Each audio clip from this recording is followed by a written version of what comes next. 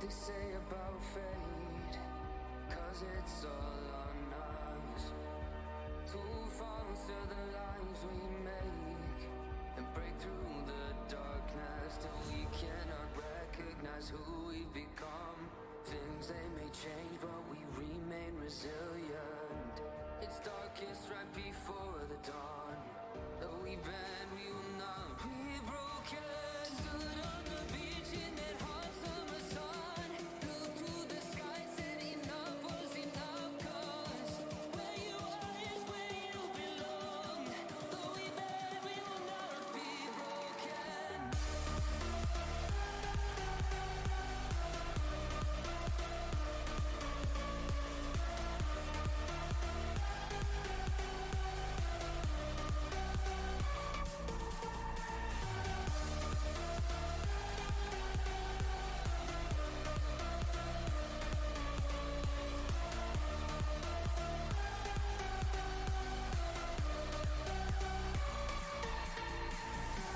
Please don't say it to my face.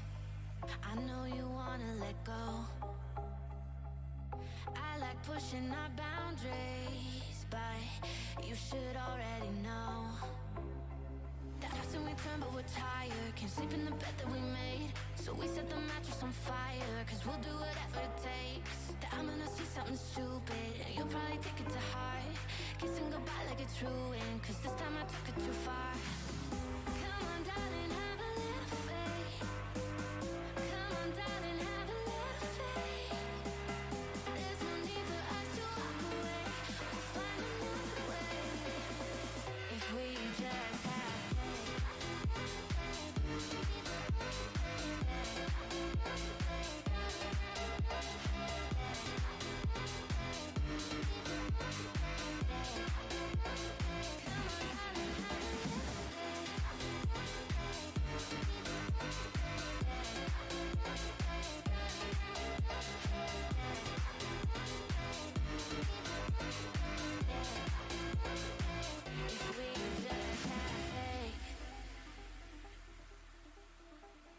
slurring words with no meaning.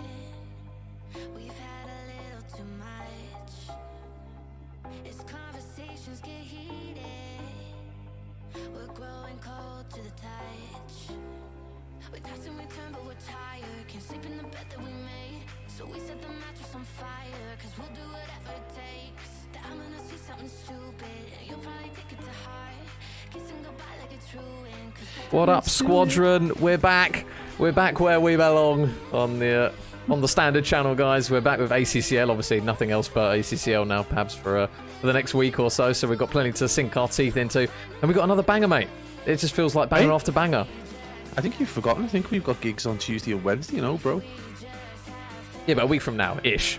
It's like 4 days away. Yeah, the weeks blur into one for us. We can cover quite a bit. No, that's it. It's just non-stop Call of Yeah. Duty. But no, I mean, it's we're back home. I guess this is where we kind of like this is where we need to be, back at the ACCL. I nearly broke out into song then. So I'll just knock that on the head now. But yeah, it's just nice to be back among the ACCL Super League. But yeah, it's been a wild ride. Basically since last Sunday, it's been insane, major. Yeah, and obviously 2 rosters this evening. Obviously, everyone knows the boys of Fluxx and what they bring to the table in Snake, Corey, and is it 11 and hang on, who am I missing? Sean, that's the one. Sean. Yeah, so we know what this team of 4 is all about. We've seen them quite a bit. Obviously, come off the back of a bit of a rough go in the elites. Obviously, they didn't finally win a series in the end. I think they ended 0-8 in the end. 0-7, I think it was. But they're back now in ACCL, and obviously they're back to being a big fish in a small pond again, as far as we're concerned. And they're up against a roster in Incentive Uprising that we know a little bit about. Obviously, Ibra especially, we've covered quite a little bit, especially towards the end of Cold War. He came in a little bit later. He's obviously got Paddy as well on his side in Infinity, and he's got a man that we know a lot about in Leon, and then Scotty to round up the team of 4. So on paper, this team of 4 looks very, very good. Yeah, and I mean, to all intents and purposes, are just as capable as getting as deep into these cups and tournaments as the boys from Fluxx. Probably just needs a little bit more of a polish and a little bit more discipline, but they're a capable side, and everyone loves to see Ibra prone. Everyone loves to see Leon with the sniper, and obviously Infinity going off. So an absolutely quality foreman right there, Scotty. Not someone I've cast over a great deal, so that'd be interesting for me to get an opportunity, kind of like another Ben Wilson character for me, where I just never got an opportunity to cast over him in Cold War. And obviously we know Fluxx really well, and you've got the players that you need to keep quiet if you're in centre forward, aside from that kind of like experience in Snake, is Corey at the minute, who just went absolutely off. Even during games where they were being dominated, Corey was still putting up decent numbers. So again, another player to look out for, and this game shapes up to be something interesting. Yeah, so for anyone who doesn't know, this is currently what we're looking at in terms of maps. So we've got our beloved Triple Tuscan Pab. So we're going to see at least one of them. But yeah, it's obviously a pretty slow start actually by a lot of standards that we're used to. So there's no bocage at all in this one. But yeah, that Triple Tuscan does look a bit tasty towards the end of the series. It's a nice village. They've got good food, and you can get the odd nice glass of wine. So why not stay there? The weather's great, and it's got open fires. So just a pleasant place to be in. But 3 times Triple Tuscan become very popular at the minute, and again probably just a nod to the lack of maps maybe within the game. Hopefully that's going to get rectified today with the inclusion potentially of Casablanca as a potential competitive map. But again, you just can't beat it. But at least we get some variety at the beginning, Major, with what people would class as a slow hard point in Billing, and then we rock onto what is definitely a slow S&D in Desert.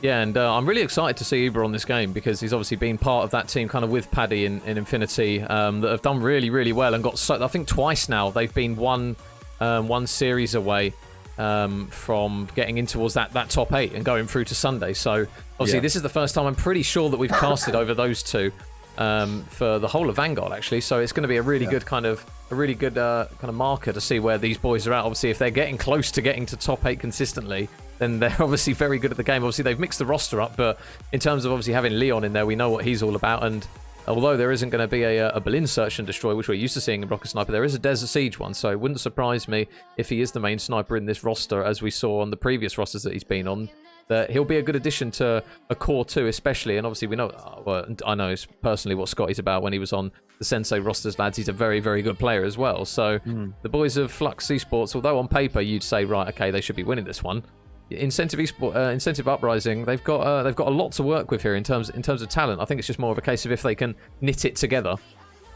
Yeah, absolutely. Does come down to that, whether they can crochet a performance in any way, just be based on how new they are together. And again, obviously, we know Fluxx have been together for a while now, so should have all these kind of strategies down going into these maps. But again, there's some natural talent, and that can drive you through to a certain extent. And we know that the likes of Ibra, that can go quite deep in these 2Ks. We know Leon is an absolute monster, not just with the sniper, because he's made me eat my words a few times, but overall he can be a very, very effective player. And obviously Infinity, again, another kind of cracked kind of player. It's a joy to watch.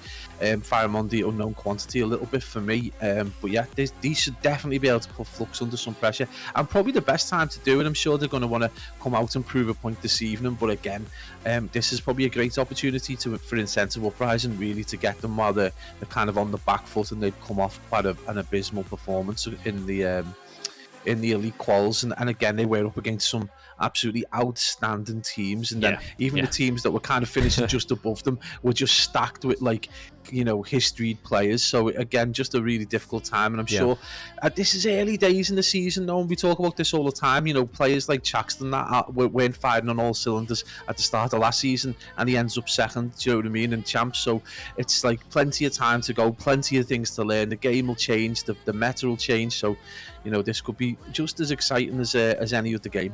Yeah, and Euridic and Uzav, I think, thank you very much for the follows, guys, and Huntsy as well. There was one earlier. Thank you very much, guys, for the follows. So we should be starting relatively shortly. We're still waiting on the boys of Incentive Uprising to lobby up. I am just currently chilling with the Fluxx boys. Not a bad lobby to be working in this one. But yeah, the boys of Fluxx, Pabs, obviously you mentioned, bit of a rough one for them in terms of elite, but in terms of experience, we talk about it all the time, isn't it?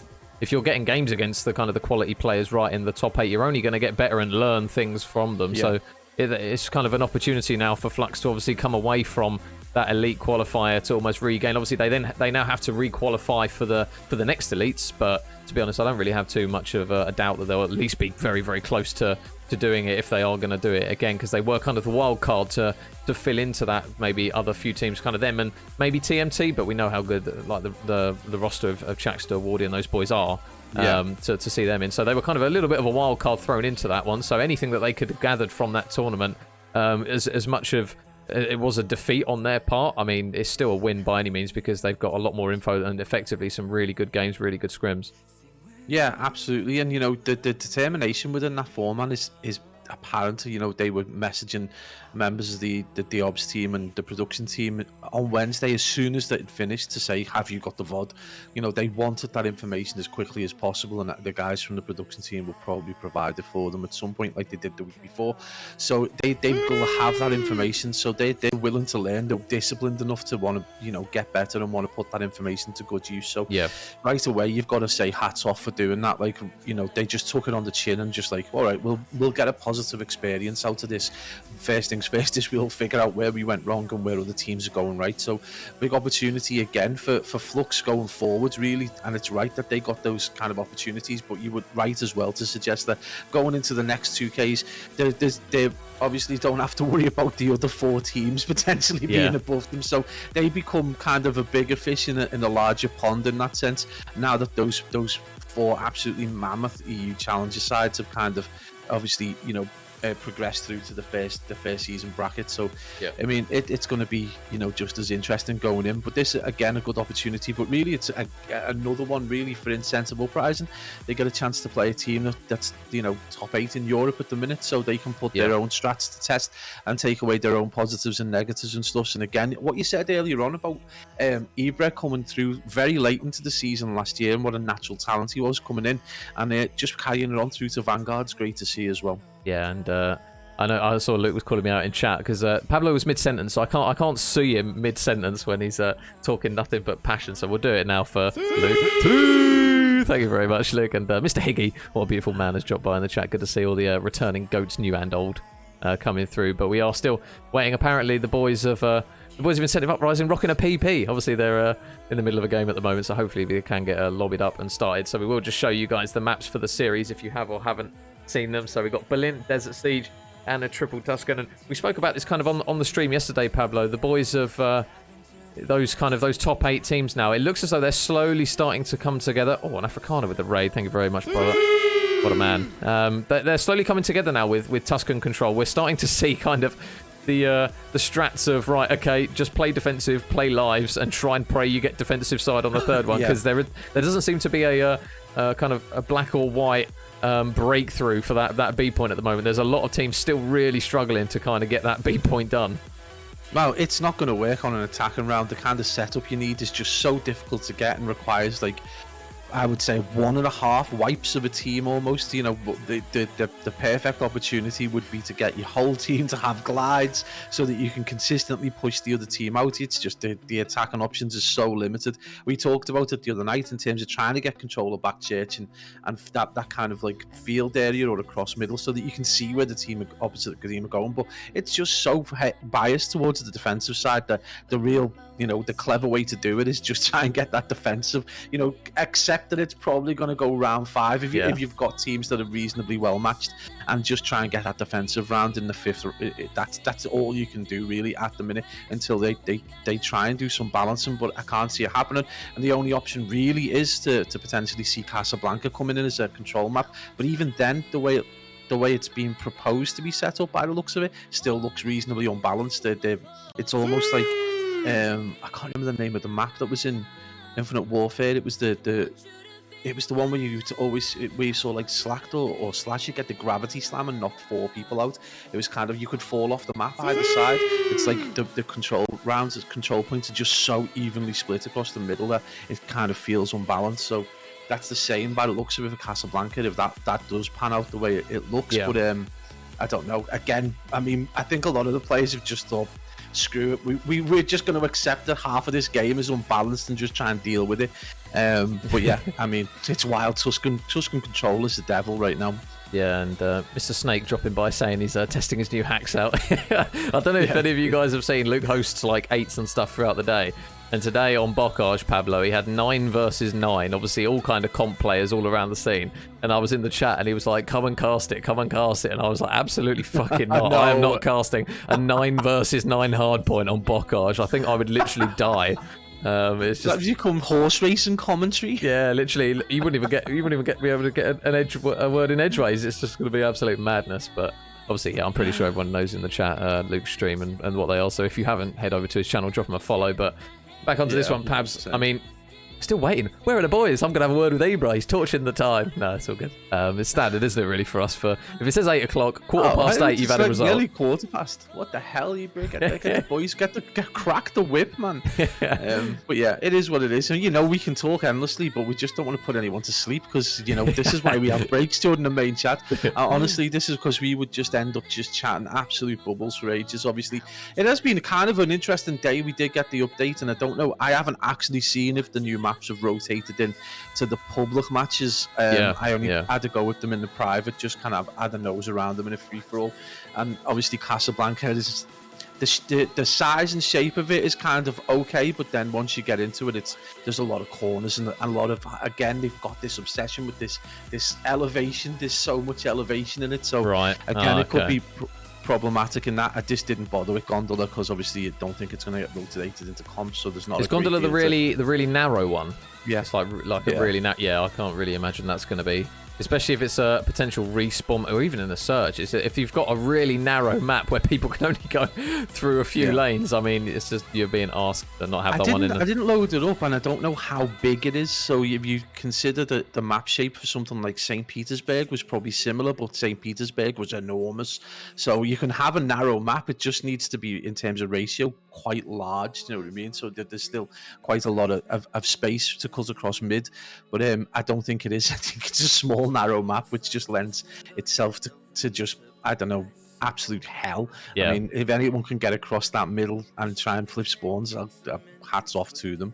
Well, I'm praying that this new map will be good and will be balanced over time, or potentially one that players take a bit of a growing to, because the boys at the beginning of the game, a lot of them, myself included, were really hesitant on Berlin, and obviously over time that has slowly started to come through. Maybe it's because it's been the best of a bad bunch, but people have slowly started to appreciate that it's actually quite a decent map in that sense. But this new one that's obviously come through, it's going to need a bit of time, and it's going to need a bit of testing from a lot of these teams. And obviously that first game, when we see it in the ACCL, again, it's going to be a question of, right, who's got the most reps, or potentially who's picked it up quicker than other teams, because you can have teams that are really, really good at the start of COD and then slowly peter out when other teams pick up new parts for the meta and new spots and all this, the extra time that goes into it. So off the rip, it's going to kind of be a bit of an up in the air map, but as we slowly start to see it in the game, it'll be interesting to see what people's takes are on it. Well, I mean, if you take Berlin, I think people appreciate Berlin. It has got a little bit of balance. So P1 obviously favours red side. I think it's red side to start the P1 side. And then it flips when you get to P2. There's obviously, it's back over to the other side. So, if you manage to hold your spawns, red side, it's a struggle to get across, and it becomes a war of attrition. On this one, if the hills are correct, that Prosper put out earlier on from the Hot Hands Lounge, if you start red side, you've essentially spawned into P1 and P2, so there might be a balancing issue straight away. So P1 will be scrappy, but the red side starts closer, but then P2 is essentially in red side. So obviously, if you hold spawns, you've got a good set option to then potentially get that time straight over to P2, and then P3 is a bit of a hike over to the other side. But I think if they change P1 and P2 and P3 and P4 and P5, it would be more balanced. But again, it can only happen. You can only find this out if you actually get into the game and play it. Yeah, I remember seeing on the image from J Pros where it showed literally one team on one side, map P1, P2. So it was like, well, obviously there's going to be a favourite side. It felt, I think somebody mentioned that it reminded them of APOC, where obviously P2 is obviously incredibly one-sided to one of the spawns. Yeah. So it's a case of, right, if you're vetoing and you're picking sides, you're picking that side, because that's obviously where P2 goes. So it's one where, I don't know, like you say, I doubt they will move. The noticeable thing about it was that it's so open. So just running around the map, intrinsically, there doesn't seem to be a lot of cover. So unlike APOC, where you did have kind of elements of cover on two of the hills, and then a place where you could kind of scurry to it within one of the hills. This is completely open, so if you're able to get streaks, like I expect this is going to be glide hell. I did see a conversation going down with Shaxter, with the Game Battles guys, just saying, why aren't we doing it like the Americans and just being like 7? Why is the glide not a 7? It makes no sense. I still think it should be 7, to be honest. I think, especially on those maps like Gavutu, where it can be very easy for somebody just to play in top boat and streak to get the 5 kills. And I say P1 literally feels like a glide bomb hill. It's like you just play on P1 and P2 for a glide bomb and then hope that you've got it for P3. So I definitely think that 5 kills, especially with the time to kill on this game being so quick, it does feel like if those automaton players, for example, are just on a heady, just gunning people down one at a time, it can feel that there was a lot of streaks. And what was the game we casted over? I think it was Elites, where it was Tuscan, where they had literally 6 streaks between 3 of the players, and it definitely feels as though at the moment streaks are so easy to come by. They were on attacking side, and they still couldn't get Tuscan control. Yeah, if that doesn't say, if Young Galactics cannot break a B on Tuscan with 6 streaks, who on earth can? And now, I can tell you who can. Jerd with a 9 streak, but yeah. But then you're looking at, I mean, no offense to the guys from Fluxx, sorry, Luke, but there was potentially a little bit of a skill disparity, and I think there was a kind of like a gas disparity almost. They kind of ran out of steam, and I think their Fluxx heads, you could almost feel them kind of drop a little bit. So I don't think that really, I think if that was like a peak game where the motivation was high, I don't think Jade would ever have got that 9. I mean, don't get me wrong, if there's going to be a player who can get a 9 streak anywhere on his day, when he rolls back the years, it's probably going to be Jade. But like, again, you've just got to think, Young Galactic 6 streaks or 5 streaks and they still couldn't break, and that just shows you that defensive bias in that map. It's insane. It's crazy. It's almost a free victory if you get that defensive round from the outset, or from potentially when it gets to 4-2 and you go into that 5th round. So I mean, this game's bonkers by any stretch of the imagination. If it's not Tuscan control bias, it's potentially Bocage madness on hardpoint, and it's just as I don't know, it's wild. Or, in America, they've got it even worse when you consider that they ran Oasis as a comp map for so long, and they think Desert Siege is amazing. They rotated Desert Siege and think, oh my god, this is actually a good map, and we're at the point now where it's like, nah, it needs to come out now. We need a proper map. That's the thing. Are they still using Oasis in America? Because I think they've rotated Siege in now. I can't be certain. Oh, okay, yeah. Because I remember when we were casting it and we were like, "Oh, Oasis, we got a brand new map. What's going on? We don't really know much about it." No one could get across middle. Everyone's got such a good shot that it was just like it looked like one of those reenactments. Yeah, like cosplay reenactments of old wars. It definitely feels as though it's kind of been a case of they've just been so difficult to come by a good map that they'll just take anything at this point, anything with some form of structure. Obviously, I was a bit disappointed and a bit miffed that we didn't see something like London Docks come back in, because obviously on the last Cold War, we saw Raid come back. That was obviously one that was literally a staple in comp. Standoff. And then Standoff kind of came in. Standoff 1, I'm not really too sure whether or not that was great. I think Raid was definitely search. Yeah, it was literally instant first bloods all the time, and it was obviously incredibly stiff with the way that the pacing of the game is now. But Raid worked, and I definitely think if they go back and take a London Docks, and a lot of people will get some good nostalgia from that game, but it was one that worked before. It'll be good to see it back in, and we know kind of the balance for that map anyways, because was it in Search and Destroy? I think it was in Search and Destroy and Hull Point and Hardpoint, I think, if memory serves me well. So it's an opportunity, if that map does come through, which I'm praying it does eventually, that we'll have a bit more of a map pool, because at the moment it's kind of like on, for example, on Control, it's 2 maps you've got to pick from. One gets vetoed, that's it, or one gets picked. So London Docks, though, if you consider its geography, wasn't that a relatively narrow, long map? And not dead long, but it was a narrow. It was more map, kind of a square, I think, if memory served me well, because you had the bit down at the dock side, you had the bit at the top where like the fan was, the street, the street, and then you had kind of like the back barrels bit, and you had the ramp down the back, and then obviously both kind of buildings sat opposite each other in mid with the statue in the middle. So it's definitely one where I think it would work. Interesting to be honest, see how it works pacing wise in terms of this time to kill, and if it makes a difference at all. I mean, obviously it'd be better to have that in than what we've got at the minute, because triple Tuscan is just triple anything at the minute. We see this triple Berlin, and we've thankfully not seen a triple Bocage, I don't think so. yeah, but we definitely need something just to add in at the minute. And I don't think, Yeah. I think if they were to bring that in as a DLC later on in the next kind of DLC patch, I think that would probably, London Docks would, the problem, actually thinking about it, the problem would be is that I think people probably would rotate Casablanca out. Yeah, Casablanca. So they might bring that as a comp map. It might be so unbalanced and annoying that when they bring London Docks in, that gets rotated out.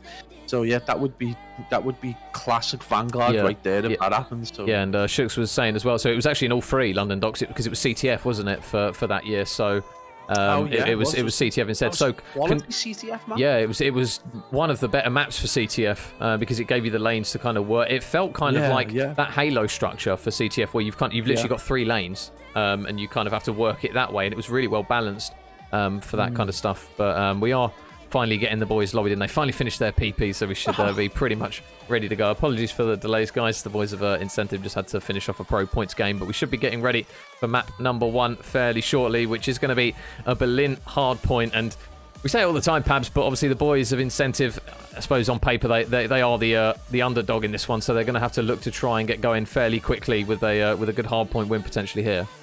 Yeah, and I mean, I just think they're going to be up against it, but they've got an opportunity. I mean, it just takes to maintain that rhythm. You know, just make sure you commit the correct amount to the next hill and have a player that you know. I mean, they've got players that can contest for scrap. They've got players who've got great shots. It really just comes down to those small kind of mistakes. Don't make too many mistakes against Fluxx because they're going to punish you. Yeah. So map number 1, Berlin hardpoint. We've got everyone on the right sides. We're just waiting for that big red button going. So looks as though. Oh, hang on a minute. Snake is saying. One sec. Let me just check something. He's checking to see if I've got delay. Oh yeah, on the stream. Yeah. Tells you in the bottom right, I think, in OBS, doesn't it? Yeah, no, I've got it on. He just double checked. He just double checked. Ben Wilson says, "Where is the game?" Don't worry, Benjamin. We're here. We're ready to go. You can blame the boys of Incentive. They were the ones milking. This boring podcast. Yeah. Welcome to the COD podcast, boys and girls. Yeah. So yeah, we should be going. Send all your anger over to Incentive. Right, it's not to do with us. We've been here and Fluxx have for a while. We're ready to go, but we are finally getting ready to go into map number 1. But yeah, the boys of Fluxx, Pablo, they've obviously got a little bit of a bone to pick now after the weekend. Oh, sorry, the weekend? God, shows how much COD we've been doing. After the elites, they've obviously not got a win, but now they're coming back into a territory where you're almost expecting them to win literally every single game, really. Yeah, they should absolutely do that. They've got an absolutely quality side. And again, I mean, you don't want to kind of plant a flag too early because Incentive have got players that have done really well in terms of playing against that kind of level. So I think this will still be a game. You know, they'll still make a game of it. I don't think it's going to be running away from them too heavily. And I still kind of probably going to plant the flag with Fluxx, but don't be surprised if the boys from Incentive Uprising can snag a map. We've got an awful kind of like odd contrarian S&D coming up next, which can go any way. We've seen top teams get absolutely slapped on it, so big opportunities anyway, Major. Yeah, so already straight off the rip, Snake and Sean just going to grab a couple of picks, and you can already see that Sean's already toying with the opportunity to potentially pinch a few out. Ibra is just going to be smarter to it, so the boys of Incentive Uprising, really good start from those boys in green right off the rip as Corey all the way over towards the other side, watching potentially to see if any players do potentially just work their way through. He is just going to reposition to try and work a bit of a pick or a pinch maybe. He is just trying to pin a few players back. But so far, right off the rip here, Pablo, this is a really good start if you're a fan of the boys in green. Yeah, absolutely. I mean, you would just be concerned that no one's watching that kind of flank and watching across to stop that push. But yeah, great start. They take a massive chunk of change. And as you say, that the boys in red push through. And who's there for P2? But Incentive Uprising. So, that's a good opportunity for them. Not only to take a healthy lead, but this is going to be a solid chunk of change, as we say, going into P2. And if they can get the kills, especially across mid, number 6 here, Scotty with a big opportunity to get some kills and really just solidify that time, man. This is nearly a full rotation, and we're only in P2, Major. Yeah, really strong start here from Incentive. Sean's going to try and do his best to work his way in himself. He's going to manage to grab 1 kill, but again, the trade comes through from Scotty. Looking for the second onto 11, but a lot better there from him as he manages to cut down 1, and number 8 in Ibra is just going to get back on that hill time and start soaking it up. Number 3 in Snake going to look to try and grab a kill, and his teammate Sean will grab 1 as well. So an opportunity now for Sean to at least get a contest time in, but now the boys of Fluxx, this is the decision they make. It looks as though already they've completely bunned this this off, and the boys of Incentive Uprising, you could not have asked for a more perfect start. Oh yeah, they've taken almost the 2 hills. It's 80 seconds. You know, that's almost, you know, in Parasite's books, that's perfect. 40 seconds on each hill allowed them the rest of the scrap time and get set up. And you can see already Fluxx, I mean, already in the first rotation, chalking the remainder of the hill, trying to get set up so that they can get a foothold back in this game. And the danger is if they do get sliced apart in this particular, you know, this P3, this could be a problem for them. And recovering large leads on Berlin is not the same as recovering large leads on Bocage. And Infinity absolutely bodies 11, and this is a great opportunity for Incentive to really put a stamp into the game, but more than anything else, put that doubt into the mind of Fluxx Esports and really knock their confidence. Yeah, it's been a good hold so far from the boys in red, but now those green arrows just come flying through, and they manage to punch straight in towards the hill. So Ibra, already a strong start for him in terms of hill time and kills. 1 minute on the clock, 7 and 3, really good stuff from the man who only really started in Cold War, so a really good bit of work from him and his boys, as Snake is going to look to try and contest in, and he gets shots down but doesn't get the kill. Leon and Infinity both get kills. 11 is going to try and work his way through, but again, the trades from Incentive, they are just there all over the place at the moment. It feels like they're playing with 5 players on the map. Scotty, he's got a big job in the backbone. Snake, much better from him as his boys look to try and lock down this hill, but again, Pablo, they are still trailing by a sizable amount here. Incentive Uprising have given themselves a huge cushion to start off this map.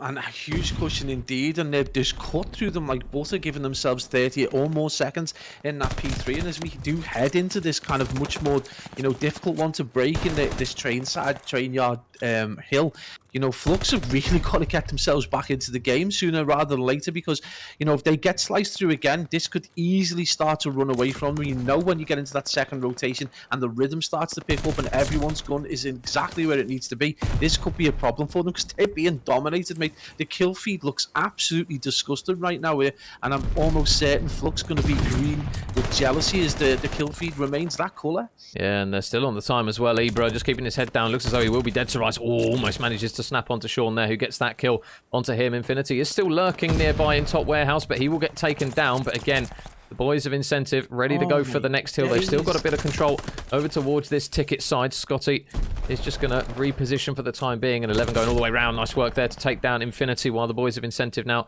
just going to have to make a bit of a U-turn there to just try and keep an eye to see where 11 roughly is.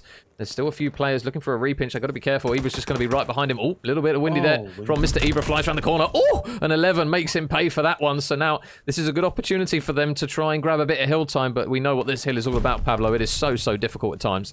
Yeah, and you just see, as soon as you say that, the break comes in, and we expect this to go back and forth, you know, regardless of how well one team or another is doing. This will probably end up being a reasonable contest hill, and again, we see it go back and forth, and it's now in the hands of Fluxx Esports, and they're going to look to try and push out to get as a good a position as possible for P1. We see this time and time again, and this is all about these kind of micro transactions now that we see, these little fights that go down, so important. And number one there, 11 doing very well to stay alive and keep himself, you know, talk about playing your life. That's exactly what he's needed to do here, and he's potentially going to get not 2 big kills but potentially 3 big kills if he wins this one fight. Oh my days, 11 has gone absolutely off a major. He's one off the glide. Yeah, 11 one away, and he took Leon off of his glide as well, so I believe Leon ended on a 4 streak here. So really good regain here from the boys of Fluxx, and this is exactly what we know they can do when they kick into gear. So Incentive, they are going to have to regain a little bit here. Sean is just keeping an eye in the bottom of fire, and his teammate there in number 1 and 11 still lurking, but I think he did manage to get his streak. We'll just wait for him to respawn. Yep, he did. So glide bomb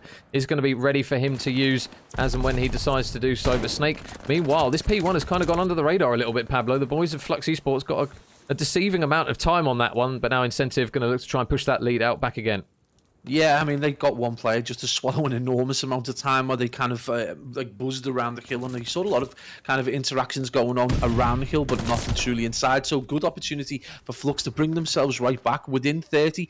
And again, it just looks like they've started to get their gun skill again, just up to that point where they're starting to dominate, and really on the back of 11's performance over towards P1. So looks like he's firing on all cylinders now. He's got the glide, and we're seeing Farish Corey getting the gun butt out and just dominating that mid-map. But again, it does look like, the boys from Incentive are going to be on the kill, and this is another opportunity for them to still stretch that lead out, which is still a reasonably hefty lead. We're still looking at 30 or more seconds. No one really close enough at the minute. You're going to see that push straight in, and it is going to be led by number 1 and the 2 breadsticks, number 11. And it's again the kill feed now going red. This is much better performance from Fluxx, probably at the right time, Major.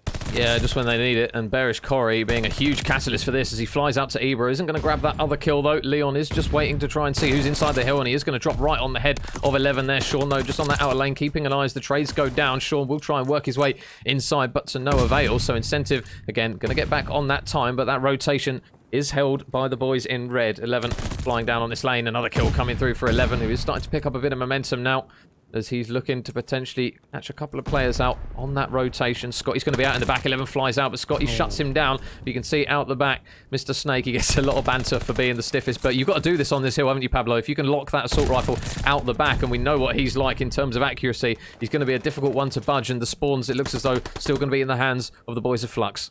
Yeah, Berlin, this hill lends itself to that kind of stiff AR who's able to act like a turret and just take players down. But it's a great trade from Incentive Uprising as they're able to just bring them off the back and they kind of push from the front to something that we only see usually from the likes of Young Galactics and that, where they've got that kind of extra power and aggression, but more than anything else, that extra accuracy. Snake is going to pick up his 3rd kill on his way to potentially getting another glide with 55 seconds. It's been a solid performance from him, if not, spectacular. Ooh. Snake finally gets that 4, going to get that balanced KD, and, again, you want to see that from your in-game leader right there. There's a good solid performance, especially against the team they should realistically be dominating. But they've snuck into the lead, Major, and a 204 to 180. This is definitely a worrying time, and an Incentive really need to hold on to as much time over towards this P4 as possible. In fact, they do need to get people on the kill. Yeah, we're going to see the glide bomb come through. It's not going to pick anyone off though, but Sean, he knows that somebody is up in top warehouse. He's just going to quickly check to see, but his teammate grabs the kill here. So Fluxx ESports, they've still got to deal with number 7 Leon out the back,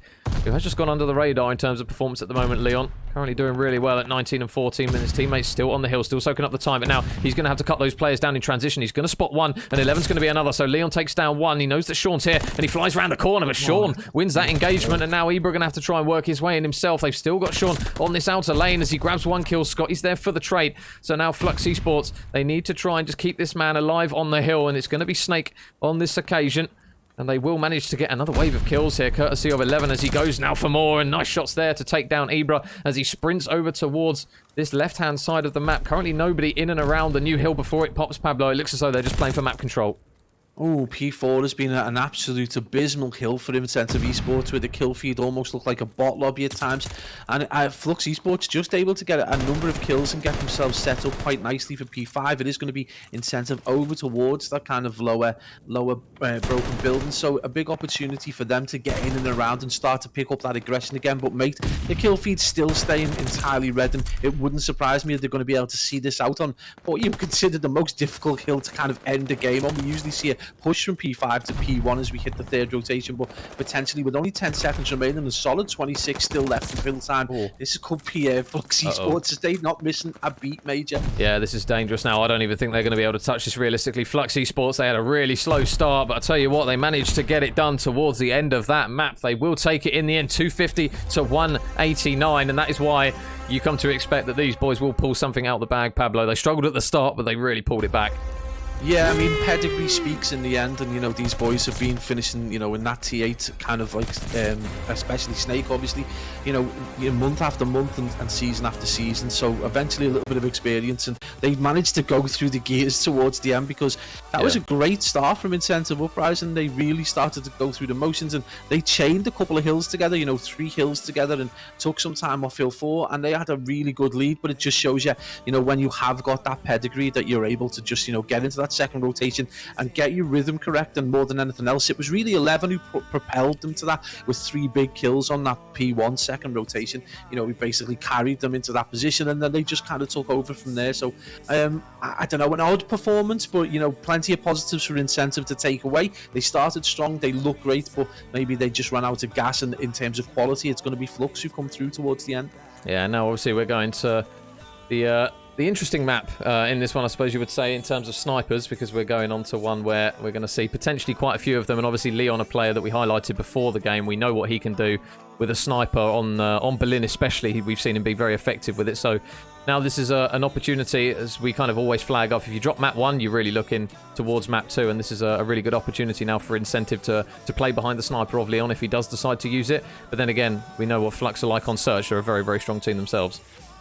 Yeah, I mean, I would suggest this is their best opportunity across all the maps to really get a game and get that motivation and get that kind of ball rolling in terms of the performance. Desert Siege does kind of level the playing field a little bit, but I guess we've seen it with Fluxx. This is the other problem, though, is the Fluxx. If you are going to pick a strong game mode from them, it's S&D. You know, they're capable of taking S&D maps off anyone. They literally ran some of the best teams in Europe right the way through to game round 11s.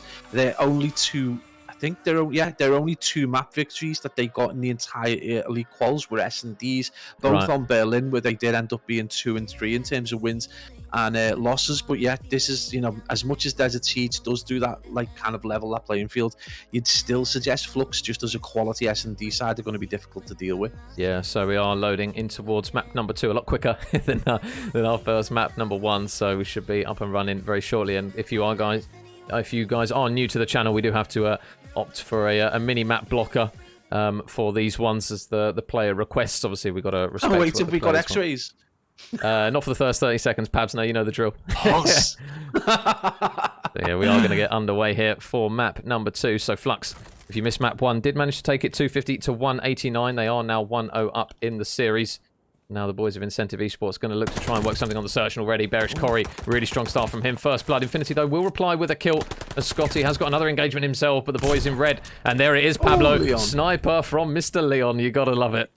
I've made up to see it. I think it's something that we missed. Actually, we got snipers, but we just missed them actually connecting. He nearly gets the guns with the handgun, but Fluxx are going to take that round and very close to losing it. And they go 1-0 up, potentially from a position. And we talk about Leon's great with the sniper, but when you end up in that position where you're on your own, it does tend to be a little inefficient in close quarters, which is fine. He gets the kill, and you would expect his teammates to just do a little better around him. But again, Desert Siege plays the type caution, insanity straight away. But it is going to be Fluxx who just take that small advantage, Major. Yeah, pretty quick round there by the standards that we've come to see from Desert Siege, and we will just stay on board with Leon. Obviously, the man with the sniper. We love to see a sniper first blood from time to time. Oh, no, never mind. Oh, he switched over. Leon, what are you doing, buddy? I mean, he gets the first blood regardless. A really good start here from the boys in green. And this is something they're going to have to keep up consistently, Pabs. Although it seems so self-explanatory, those first bloods, they really do count, especially up against a team like Fluxx. Yeah, and this should be an incentive round. They're 2-0. Sorry, they're 2-4 in terms of lives, but that's just changed as we do see Leon gets dropped. So he did get the first blood, so a good opportunity. Still a 3v2. Sean has still got to get bombed down. Right now, they've got that information, so should be a pretty easy pick right there, and that's going to be a good kill by Infinity. Nice quick trade out, and Infinity is going to get tagged up. No, in fact, he's up Sean. So it's going to be Snake, and this is a bit, big brain player right now, 0-1. And Major, he has struggled a little bit in these S&Ds of late, so this could be a great opportunity for Infinity to get a round on the board, and that's a big kill. And they're going to tie the series up, Major. Yeah, I suppose it's one where every time in Search and Destroy, it feels as though if a team goes 3-0 down, you think, oh, hang on a minute. But when you get that first round on the board, it definitely feels like there's a bit of a right, okay, we're off and running now. So I think the boys of Incentive will be happy that at least they've got their foot in the door in terms of grabbing that first round. So we'll see what they decide to work here in this one, whether or not Leon has switched back to the sniper. Come on, Leon. Come on, give us what we want to see. Whip out the sniper. Come on. You know it makes sense. And obviously, Pistol out to get that quick movement off the start. We'll have a quick look to see if he does have the sniper. Does he have it on his back? Hard to tell. No sniper. Oh, down bad. Yeah, unfortunately, you're going to see it. I think it's good that he's mixed it up, though. This is one thing we don't see from a lot of teams. They do, we saw it the other week. I don't know if it was Beans or Maple who just rigidly stuck to using the sniper and ended up, doing dreadfully, where they did get a couple of picks, but it was kind of inefficient for the large part. Big kill there is Infinity. Absolutely drops Corey, who's been a player who's been flying recently. So good opportunity again as they leave Snake in this 1v4 situation one more time. He's going to get that with the AR, and it's going to leave him in a 1v3, Major. Yeah, and I think even with Luke's ability, this is not going to be easy, no. So good work by Incentive Uprising, just playing their numbers really smartly at the moment, the boys in green. So they will now grab 2 rounds in a row and take the subsequent lead, as Scotty is going to finally drop the man in Snake there. So They just got to try and keep this momentum up, I suppose. Now we'll see what they have managing to go into round number 4. But in terms of attacking, Pablo, it's a weird one, Desert Siege, isn't it? It's obviously got a lot more option than some of the other search and destroys. The A site is one that we tend to see a lot more bomb plants go down on as of recent, but it's a lot more feasible to work either bomb site in comparison to the likes of a Tusker, which we know is so incredibly one-sided. Yeah, and this is one of the reasons I think Desert Siege is quite popular as an S&D map, because of that balance. And it is nice to be able to have that opportunity to just mix up your strategies, because it does become very one-sided. Big opportunity for Incentive again, though, to maybe stretch this lead out, as Infinity drops the Kobe straight onto Sean, and Ibra is going to take up Snake. Corey finally with the trade. Again, this is a difficult map to be effectively kind of get those trades. So a good opportunity. They're really nice play as well, and that's going to put them into a 2v3 situation, which is still doable if 11 can get involved in the game. Major, he's presently on an 0-3 right now. Yeah, and Jason West with the sub. Thank you very much, buddy. We'll have a few more. Thank you very much, mate. I really appreciate that, mate. So now, round number 4. Slowly coming to a close. 11 is just scanning with this sniper. See if he can get any. That'll be some long-range auto-aim for you. He's now looking, try and get himself off of his donut for the time being. We'll see now if he can manage to work something. So Corey is going to take down Scotty. So now 2 versus 2. And now 11 going to pick up the SMG as well. They are going to try and retrieve the bomb, but you can see Infinity is just not moving. He is going to tag him up a little bit, and the call is going to come through potentially for his teammate to help him out. But 11 gets the snipe onto Infinity, so now it's going to be Leon all on his lonesome, takes the man off the bomb, and now it's a 1 versus 1 up against Corey, and he manages to get away here, so Corey's got to go on the chase. I don't even think he's going to be able to chase him down quick enough here. If he can manage to find him, I don't think he will be able to. So smart brain plays coming through there from the boys of Incentive Uprising, Pabs. They managed to get another round on the board. I mean, they had that advantage and they managed to make it as difficult as possible for themselves. But yeah, great play there by Leon, and a player we know that's got good experience. He's also played with some really, intelligent S&D players we know at his time playing with JMW, and now obviously he's with the guys from Incentive. So, I would expect him to have a good understanding of S&D. Probably plays a lot of Charles as well. So yeah, 3-2 right now. He's done really well, and it was really nice to see him mix it up. This was a conversation we had earlier on where we were saying, try and mix your sniper play up just to bamboozle the team. Leon finally going to pull it out and look for that pick across. I think he's seen the bullets, and I don't know if he's going to be able to place that player, but a good opportunity, and it is going to be bomb planted over towards B, and that's what we talked about earlier on as well, is that the opportunity to have those mixed strategies in this game. Oh, ankle breaks. Ooh. I thought Corey managed to get himself out of a really sticky situation there. He is going to fall, and oh my goodness, he spots the head of another player there, does Leon. And number 7, Snake, going to count himself a little bit lucky there as the bullet whizzes past his head. He is now just trapped in a corner. They take him down, so it's now all on Infinity. Manages to grab 1 kill. He just needs to try and guard this bomb. 1 in no man's land, so Infinity gets 2 players and now makes it a 1 versus 1. But now Sean, he's just sticking the bomb. He's just going for this Infinity. He's got to be quick. He's got to get the bomb plant, and I don't even think he's going to be able to get there. He's going to do the thing that you talk about all the time, Pablo. Just stick the bomb. That's exactly what he does, and Fluxx ESports, they take the round. Yeah, that is absolutely a way to do it, particularly in Vanguard. Maybe not so much in previous CODs, but if you can just, as the bomb gets planted, if you can get right on it, regardless of what clutch situation you're in, just try and get it diffused. It's just the clutches are so difficult to get. It's just not worth trying to get them at times, and they're so rare that you see 1v3s and 1v4s.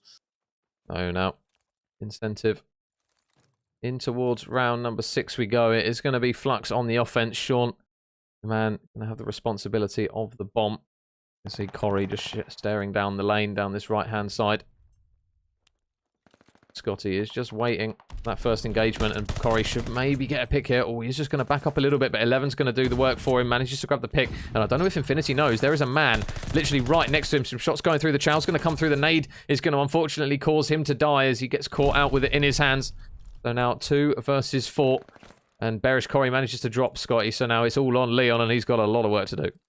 Yeah, absolutely. And we just literally just said how hard it is to get a clutch in any of the S&Ds in this game. You would expect to see it in Bocage, but again, it's geography doing exactly the same in the other 2. It's just too small, and it becomes thing. But in Desert Siege in particular, you have these enormous areas of elevation.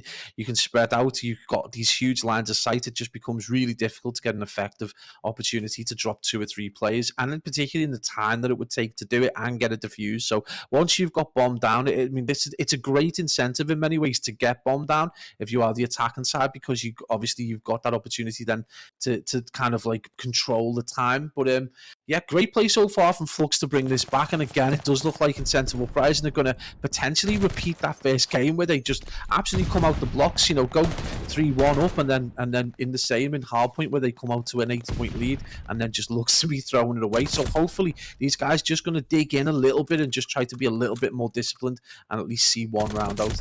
Yeah, and he is going to grab one kill. Oh, Scotty, that is so unfortunate there. The indestructible wall isn't going to come through and unfortunately open for him on that one. So that's the thing with the destructible covers. It never seems to want to work for you. Corey's just going to awkwardly spot him just standing next to the window rather than obviously smashing through it, which we tend to see a lot of players do. But the game now, Pablo, completely flipped on its head here. Fluxx, this is what we've come to expect from them in Search and Destroy. They've managed to obviously get quite a big number of kills now. Bearish Corey one away from a glide bomb, and they've really started to grab this game by the scruff of the neck now.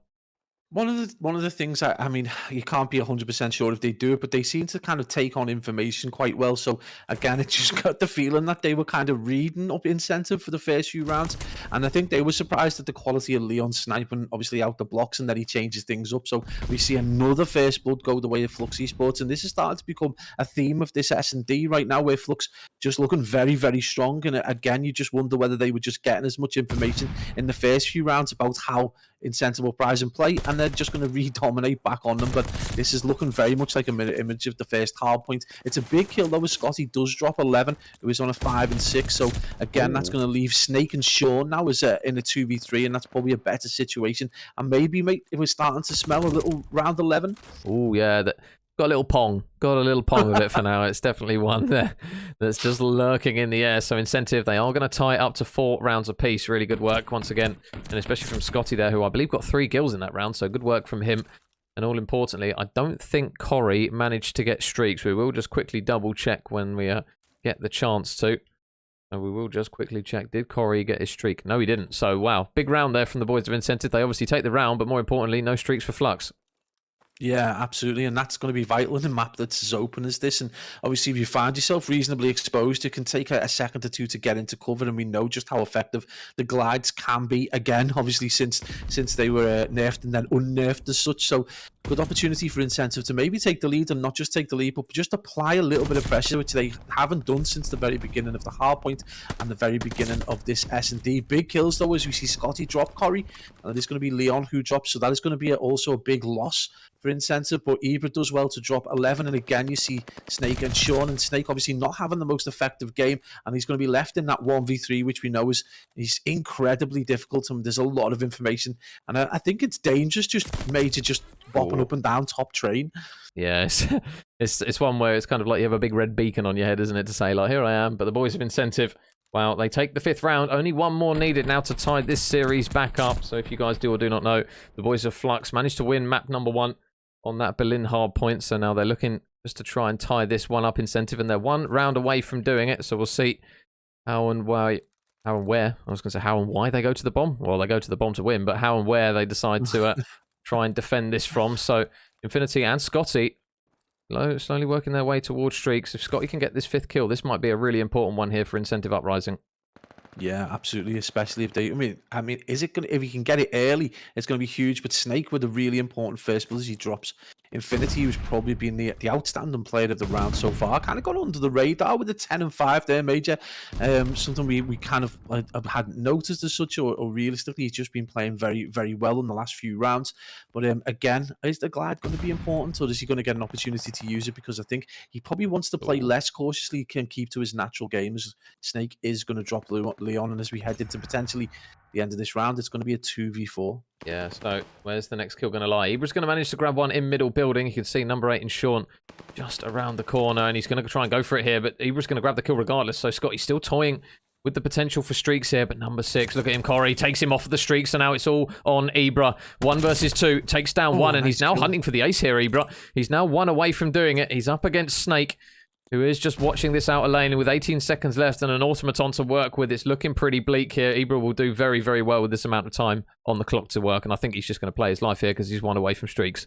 Yeah, and that, again, I mean, being on the streaks and heading into the round 11, he's going to need to get a pick early if it does end up like this. And great play, really, from Snake. He's, applying that experience and intelligence in S&D. And it's a big round, and we said it earlier on. The window was open, and it started to whiff a little bit of a round 11, which is great if your incentive, Uprising, because Fluxx are a notoriously good S&D side. So big round for them, and I think it's going to need an early kill, and he's not only going to need to get that early kill, but not get traded out. So that's going to be doubly difficult, and they're going to be looking for that potentially. Especially with the role that Ibra plays, obviously being an SMG, he's going to be in and around a building probably where somebody is going to be nearby. If he was playing kind of that sniper role and sat back a little bit, he could probably play a bit more pick orientated and not have to worry about somebody potentially knocking him out when he's trying to use his streak. So again, first blood's going to be important here in round 11. There is just going to be... Oh, Leon gets the first blood. The sniper manages to rip Snake Cod's head clean off as he's going to try and go for a little cheeky spot, actually. Not seeing this one, or maybe not, because he's currently struggling for it as he's humping the side of the building. But Ibra still just playing it patiently, and they've still got the bomb in the hands of Sean here, Fluxx. So now it's just going to be a question of where they decide to push it. They are going to slowly start running out of time at the moment. And now with Sean just toying with the opportunity, but Scotty manages to grab a kill, so now it's a 2 versus 4. This is going to be really, really difficult here, regardless of if Ibra gets his streak or not. He's going to grab the kill, and there's the glide bomb, so now it's just going to be all on Corey, and I think he's going to call this one. He is, and it's going to try and land right on towards the head of Corey. Run, Corey, run. In towards the building he goes. He isn't going to grab that kill with the glide bomb, but with 30 seconds left, it's looking really, really bleak now for Corey. Yeah, absolutely. Corey on his own in that 1v3, which we talked about time and time again. It's so difficult to get any kind of clutch in this game. If there is one player on the form that could do it, and he's not going to do it now, as he doesn't check behind him in centre of Uprising, get a well-deserved win. I thought they were going to throw it away towards the end after they went up so well at 3-1 at kind of the first handful of rounds. But nice to see them get that discipline, just regain a little bit and get the round and see it out. And we are at 1-1, and we're going to see, potentially 2 Tuscans. So huge plays right there, and you've got to look, to that performance from Ibra and in Infinity. They're just playing really, really well. Yeah, so 1-1 now. We've got a bit of a series on our hands, and I suppose on paper you argue it's a bit of an upset there for those boys to manage to take a search off of a team that we know who are very, very well esteemed at search and destroy. So just confirmation there. So we've had a really, really close map to a fairly close map one as well, Pablo, and now we go in towards our lovely triple Tuscan. So it's going to be not short of any action this one. And, with Incentive, I've got the sense to really... I mean, they've got some smart players as well. We know that they've got the likes of Ibra, who will be reasonably well studied in terms of the dynamics of control. So, again, if they do get into that position where they need to get to that defensive side for round 5, if it gets there, this could be, huge for them. Again, I would suggest, though, that the likes of Corey and 11, if they've got themselves warmed up, this could be a very difficult control for Incentive, with players who absolutely love the kind of mobility this map and this game mode brings to their game.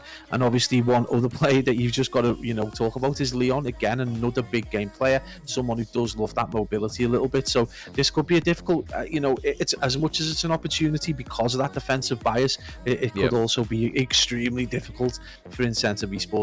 And this is good for us, obviously, to see kind of what Incentive have got in terms of control. So we got a glimpse of Fluxx, what they can do on control, but obviously they were up against teams that were, say, right at the top of Europe really at the moment. So now this is kind of a good example for these guys where they can take the information that they've got from elites and try and put them into action here in ACCL, going up against teams that obviously aren't as prestigious as the guys that are in that top 8 kind of echelon of Europe. So again, it's one where obviously they're not going to be... I don't think Fluxx will be scrimming the likes of Incentive. I could be wrong, but this is one where Incentive, they've got kind of an opportunity to kind of be a bit of a wild card in this one still. Obviously, their strats and that aren't going to be too well known to the boys of Fluxx, you would assume. So they've got an opportunity potentially to again try and mix it up on something where a lot of teams at the moment do tend to have a very structured approach to, especially attacking rounds on Tuscan. It's literally A first, then B. So Incentive, if they're thinking, right, okay, bit of a wild card, we'll all hit B. Sometimes it works, sometimes it doesn't, but they've got an opportunity to mix it up here for Fluxx not having a huge amount of preparation coming up against these guys.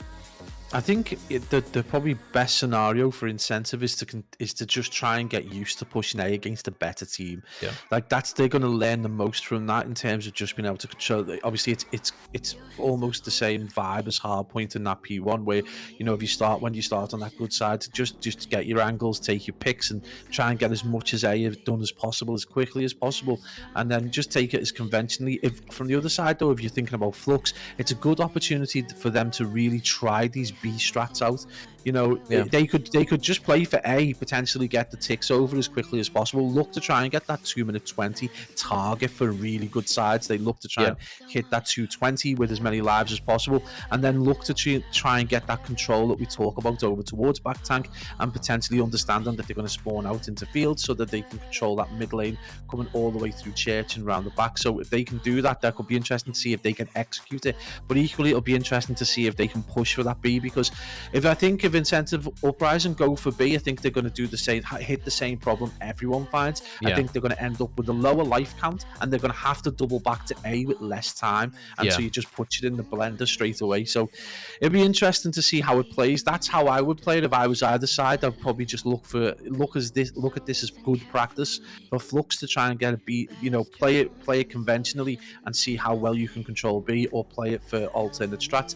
And for the boys from Incentive, just play your game as sensibly as possible and see what you can do against the better side. Yeah, and kind of this one especially on Tuscan, we know kind of how brutal control can be, especially if the defensive team gets that first wave of kills and then pushes up. We've seen a lot of times where you've got kind of that middle lane to push through L and catch those players that are going round through arches onto that A point. There's a lot of opportunity for teams to then obviously pinch as they try and get that first A point. And I think that's where the gamble kind of lies. It's like, if we don't go for A straight away and we don't get it, and we start doubling back, then that's when you start to get some bad timing onto the defensive side, can really start to push round and pinch and try, and then all of a sudden the A point, which we know can be a lot easier than B, then all of a sudden becomes very, very difficult to capture. Yeah.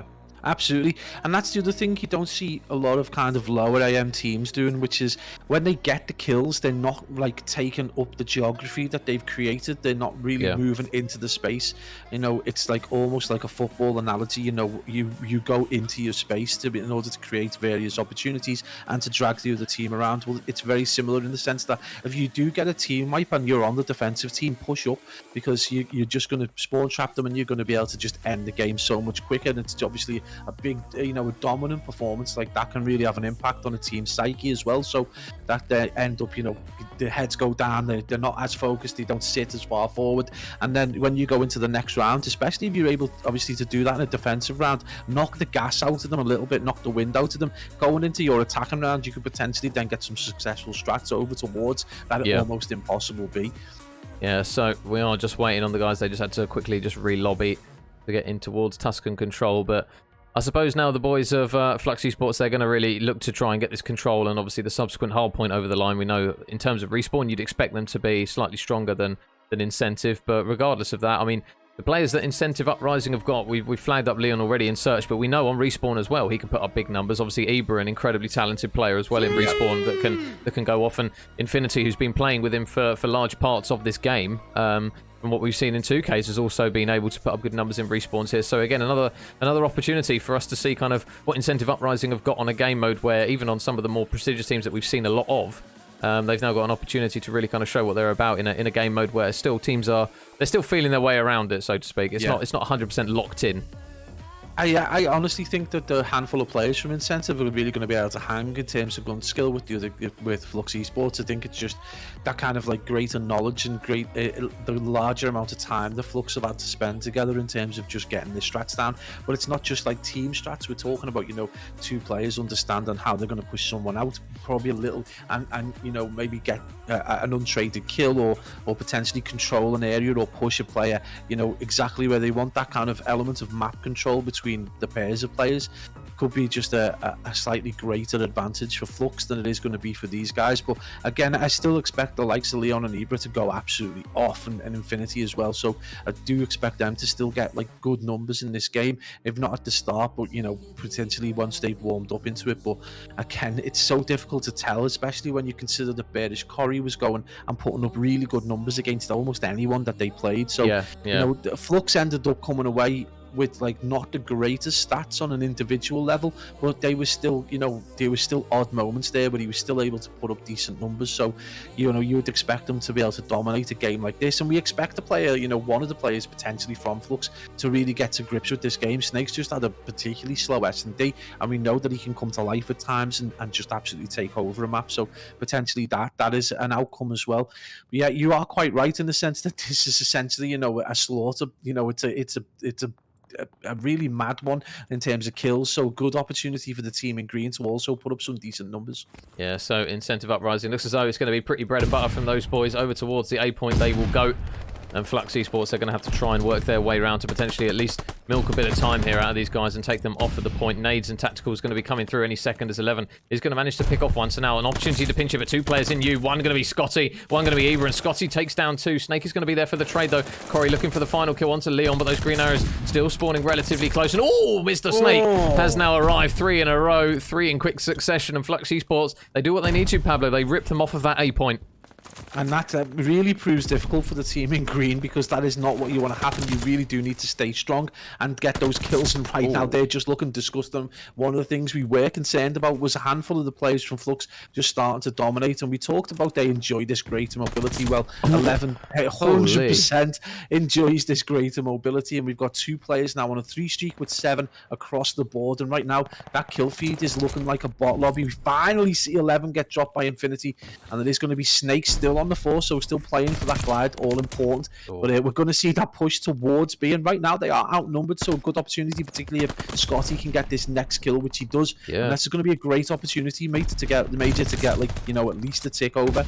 Yeah, it's a big kill as well, coming through from Leon to stop Sean from potentially working a pinch. Another man though in Snake is going to try and do the same, but Leon just holding strong. And I'll tell you what, if they stack this point, this is the thing we talk about. They're obviously going for some more map control and some more positioning, but they're getting a lot of kills now, incentive. So if they would have stacked this hill, they potentially would have been able to get at least 2 ticks done by now. They've still got number 1 Infinity over towards the new hill, but they are getting kill after kill after kill. And this is exactly what you need to do. But 11, he's going to manage to take the man off the hill. And although they got a huge number of kills, that is the thing we talk about, Pablo. It's surprising to see less players stack that B point when they get the waves of kills, because after all that effort, they're only down to 25 seconds left. They've only got 1 tick over B, 1 tick over A. Not really much to show for it.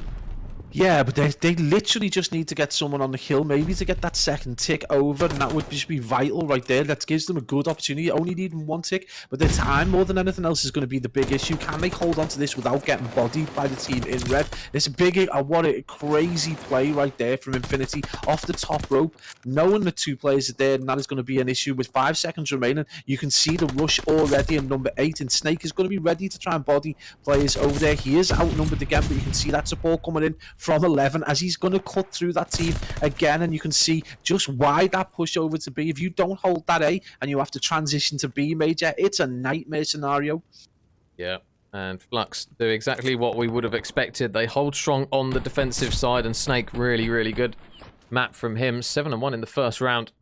So Luke rocking up to the party fashionably late in game number 3. So good work there from him and his boys. They will manage to draw first blood in this series, and the combined streak now between those boys currently standing at 8 at the moment. So we'll see if they can push out to grab any more streaks, because this is the thing we flag up from time to time, Pablo, is that B point. We know how difficult it is, but if you can get streaks, it does make it a little bit easier. But saying that, we've seen the likes of Young Galactics have 6 and still not being able to push through. But slightly different story, obviously, with the boys of Incentive being on the other side of it, but it's still an important factor nonetheless to grab them if they can.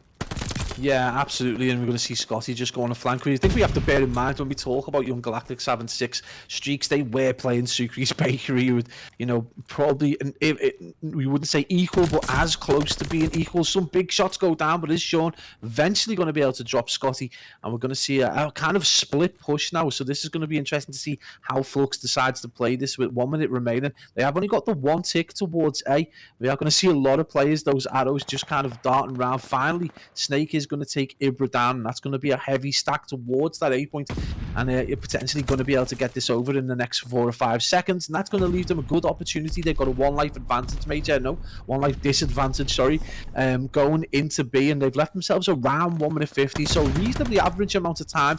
You would suggest this could be an opportunity for Incentive, though, to bring this back to 1-1. Yeah, so Infinity watching this right-hand lane. 11 just going to flash across the screen just for a short split second as kills go down out the back of Church, one of which Snake able to grab first kill.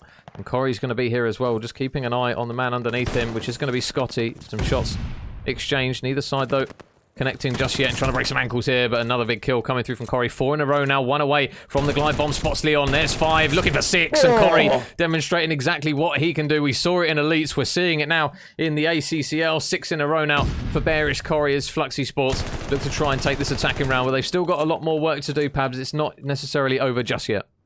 Yeah, and this is about number 6 now. 11 really needs to kind of get that back control. I know it's not going to be the easiest for him to do. He's a lot more mobile as a player and probably doesn't enjoy playing as a turret, but if they can get that back control and then start to pinch from the front, this could be a different game. But the lives don't really go that way, and he's going to have to push up through Church, and we can see that drain already taking place. So they've got a minute to get all 3 ticks, and the life count right now is 16 lives to 17. So this is looking very good if you're an Incentive Uprising fan. This is a good position. We see it time and time again, despite the closeness of lives and despite the fact that we're going to see them take a small lead. We know this, how difficult this Tuscan B is to take, and it really is the puzzle that needs to be solved right now in Call of Duty, because we're not really seeing a lot of success in attacking rounds. Yeah, so Snake shots in, Leon grabs Sean as well, so number 6 going out the back will be number 11. And he managed to get a kill here. There's one onto Infinity. And he's still hunting for more. Number 3, and Leon's going to fly around the corner. And nice work from 11, just being a pain in the back here. Scotty is still going to be nearby. Oh, nice shots there from Scotty from range with the MP40. Snake going to look to try and trade out at least one. And Sean's going to manage to grab a kill onto Leon. So now 12 seconds remaining. 8 lives on the side of Incentive, but they've got to be wary of the time here. Those red arrows, they're going to have to start legging it over towards the hill as well as not getting cut down little by little. Leon's going to grab an important kill as well. And it looks as though, unless number 8, Snake, can work some magic, which he's not going to be able to do, it's going to be, as expected, Pablo, a defensive side win for the boys of Incentive. Yeah, it's wild. I mean, when you consider that, you probably would say that there is a slight skill disparity between the two teams, particularly in terms of like their cohesion and their knowledge of the game and how, you know, the kind of experience that they get day in, day out. It still shows you just how unbalanced this map is. Like, the defensive side have got it so easy, and that's including Fluxx having kind of ordnance to play with and all kinds of different things. So again, this is potentially going to come down to that all-important round 5, but there's still a long way to go. But we are seeing the guys from Incentive learn from that first round attack and just start to try and stack that 8 point, all guns firing and all playing together. But they've got to watch their corners right now. They've got 2 players, at least one watching the back. Finally, there's going to be number 1, Infinity, who is going to be watching the back. So the kill feed going to kind of go to wait, as I say, that he turns around and gets bodied by 11. So big plays by the young man there. 11's going to get that 3rd kill, and he is going to get a 3 streak. He's 16 and 10 right now, Major, and one of the players we highlighted who would particularly enjoy the greater mobility of control compared to S&D, having a fabulous game so far. And right now, Incentive ESports, got that 8. They've given themselves the best opportunity to get that the B in terms of time, and right now, Major, life count are tied up. Yeah, the boys of Fluxx just waiting. You can see those green arrows on the minimap. They are ready to go any second. Sean is just going to play for information. But Corey manages to grab a pick there. All the way at the back currently is Corey as he takes down Leon. And just going to yeet a nade over towards that plat side to see if he can grab anyone. And the kill feed lights up green. He is going to stunt, I believe, what was Infinity over that side. And the shots coming through. Not going to quite manage to grab the kill, though. But Sean going to go up top here. Going to get caught out. And the kill feed lights up green again here. So good opportunities now for the boys to work onto the point. But Snake takes down 1. They've still got 2 players nearby. Number 3 in, Leon's going to be one of them, and his teammate Infinity's going to be the other. Leon will fall. Infinity looks as though his death is pretty much inevitable. Yep, and Corey manages to mop him up. So Incentive, it just feels like every single time they get a wave of kills, Pablo, the boys of Fluxx just demonstrate exactly why they're not to be taken lightly, because they just seem to reply with a kill of their own every single time. Yeah, and absolutely, obviously, we know that the spawns lend itself to that instant slap back in terms of dealing with it. And when you've got ARs as strong as Fluxx has got, they can just do that from distance as well. They're going to do it all day long, and this is going to be the factor that they need to be concerned about. The team in green does need to worry that, going in potentially into a round 4, if we do get that far, you're going to see, they're going to be looking to get that kill advantage. Right now, though, Scotty doing great work and get that really quick double kill. And he's going to back it up, mate, as he nearly bodies the whole team and gets on the 4 streak. And Major, a glide could be valuable right now. Yeah, this could be huge here for Incentive. If they can work this, but again, it's just going to be time here. Is he going to check the corner, Scotty? Yes, he is. Really good work from Scotty. There's another man still on the point. Can he fly around to take down Sean? No, he can't, but his teammate in Ebra can manage to mop up 2. So now, Incentive on the point. Timer has been stopped, but Ebra's going to do so well to stay alive here. He's got players pretty much trying to work every single angle around him, 11 though being one of them. We've seen the routes he's taken so far in this series. He's looking to do exactly the same again. A glide bomb's going to come through though. Scotty looking to take down 1 in 11. He will manage to do it, and Ebra gets a kill on the hill. So now, first tick though. This is the difficulty of only having 1 man on their hill, where they still haven't even got the first tick as they clear out the players. Scotty desperately trying to get over towards the point to at least stop the timer. Some shots going down. He'll do well to stay alive here. There's bullets flying here, there, and everywhere over the top of his head. And with 5 seconds remaining, Infinity and Ebra need to go quick. Ibra's going to fall. Infinity, last man. Can he even touch the point? No, he can't. And Fluxx going to take that defensive round, Pablo, as per usual. Yeah, I mean, it's starting to kind of like, I don't know, it's starting to get super predictable. But again, you know, if you're an incentive Uprising, this is an opportunity really to just, you know, obviously they want to get the win. They don't want to start playing games and in terms of like this strategy and stuff, but they really need to have a long think. You know, when they've got a minute or more to really deal with that B point, they need to realize that they need to take the areas incrementally, start to get that control, understand where Fluxx ESports are spawning. They tend to spawn, especially if you get back control over towards this backfield area. And if they know that they can get control, if they get control of mid and get control of back, they can then push on as a 4 and just watch those angles, and hopefully one of their players can go big, especially if they can get ordnance that they can deal with to continue to push them out. And we're just not seeing that. But again, we're not really seeing it from Fluxx either when they're under attack, and we do see this kind of, you know, much more sensible move towards A, get those kills. But Leon is looking to go big. He is going to get in around the back, but number 7 is going to be there. Bearish Corey is going to force him to back up, and it's going to be the A, and they've got that 2-minute 20 we talk about. They've given themselves the maximum amount of time. They've also got a life advantage, and Major, this you would suggest is still advantage in Sensible Uprising. This is how wild this Tuscan is. Yeah, and a quick shout to Roman, Capture, Has, and Juan for the follows. Thank you very much, guys. So, in towards the later stages of this round now, but still 2 minutes on the clock here for the boys in red to work some magic, and this progression's coming through here. So number 2, Scotty's going to have to at least take the man off the point here. He jumps straight down onto the head of Sean, but there's still reinforcements here for the side of Fluxx, and this has been a really, really good opportunity now for them to take this one. Ibra is going to manage to grab a kill there onto Corey with the help of Leon. They won't manage to at least take the man out of the hill. Sean is still alive for the time being, but number 1 Infinity surely going to take him down for now, and they will finally mop up those pieces, and that is exactly why we say that this attacking round on Tuscan is so, so difficult. It looked as though Fluxx were in such a good position to potentially get at least 2 ticks, but after all that aggravation, Pablo, they only have the 1. Yeah, and you can see that stack. They've taken up the geography, but they've kind of like kept themselves together, which could be a problem. We're going to see a big fight go down as Scotty does drop 2 players, and that should leave Leon with a pretty easy mop up in mid-map. And right now you can see again why it's so difficult. And we see Leon again looking to cause some problems. Is he going to get tagged up? It is going to be Corey with a pretty easy kill towards them low stairs. But Infinity's just going to wait for that push all the way through. And it's a nice setup. He's potentially going to get traded out. He does get dropped by Corey as he falls off top balcony. Ibra's going to be the player next waiting to get that pick as we see a player push right through. And with 1 minute 16, they've got the 1 tick. And now you can see how complex and how difficult it is to get the extra time on towards B. And that's just a massive advantage the Fluxx had. They had the 3 to 4 life lead at 1 point to 2 minutes 20, and now it's practically life level, and there's only a minute remaining. So where are Fluxx going to decide to try and push this? We can see there's a couple of players heading over here. Infinity's going to be a busy boy out the back. Oh, and he takes down Snake for the first one. 11's going to fly through as well. He will manage to get that final bullet into the skull of Infinity to take him down. And Fluxx still spawning nearby, though. You see where Infinity spawns, he just goes straight back to the tank, literally 2 meter step to the right, exactly where he was before. So we'll see now, because Bearish Corey does still have that strafing run to use, and number 5 in Sean will get on that hill, but it looks as though Leon, he's going to be the man to try and take him out of the hill as the progression slowly coming through. They've got to be quick to try and take him out of this one, because the second tick is now pending, and the timer has been stopped as well. Corey grabs one. Can Sean grab the second? No. Leon going to fly on towards the hill to take down one man as well. Corey's going to look over the top of him and grab a kill, so Bearish Corey just still lurking, doing a bit of free running as well to go with it as he gets finally around the point. But no, the boys in green, they grabbed the kill, and even though it looked as though they'd orchestrated a really good opportunity for a push, Pablo, again, this is why Tuscan is just so difficult to break.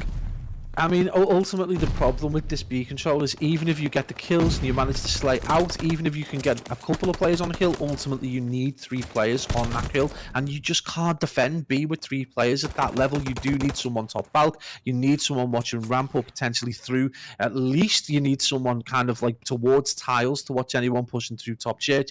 It just becomes so difficult, and it's becoming really predictable, and it's one of the more infuriating things as a viewer that we're just never seeing solid attack and round unless there is a massive skill disparity. And you know, you can't say that about these 2 teams. They're not, you wouldn't suggest evenly matched, but they're reasonably, you know, as close as. It's only potentially a lack of experience on the part of Incentive Uprising that's really hindering them, and that's going to come with time. So it's just wild, this Tuscan at the minute. Although they're favoured out of the 2, it's literally because, you know, if you get that defensive opportunity in the 5th round, you're going to win, and it's crazy right now. Yeah, and that's exactly what Fluxx are going to bang bank on here. They are going to be the team on the defensive side. So if you're a betting man, you are going to stick some pro points onto these boys, and Ibra are going to grab a couple of kills. So the boys in green, again, they get on towards this B point, and this is just where you're like, Ibra, get on the point, help your buddy out, get the first tick through a little bit quicker. He is just playing. They need that second wave of kills desperately. Yeah, they're not going to potentially grab them, though. If number 6, 11, hits the flank quick enough, he is going to surely take Ibra down, who's just been waiting patiently with his teammate.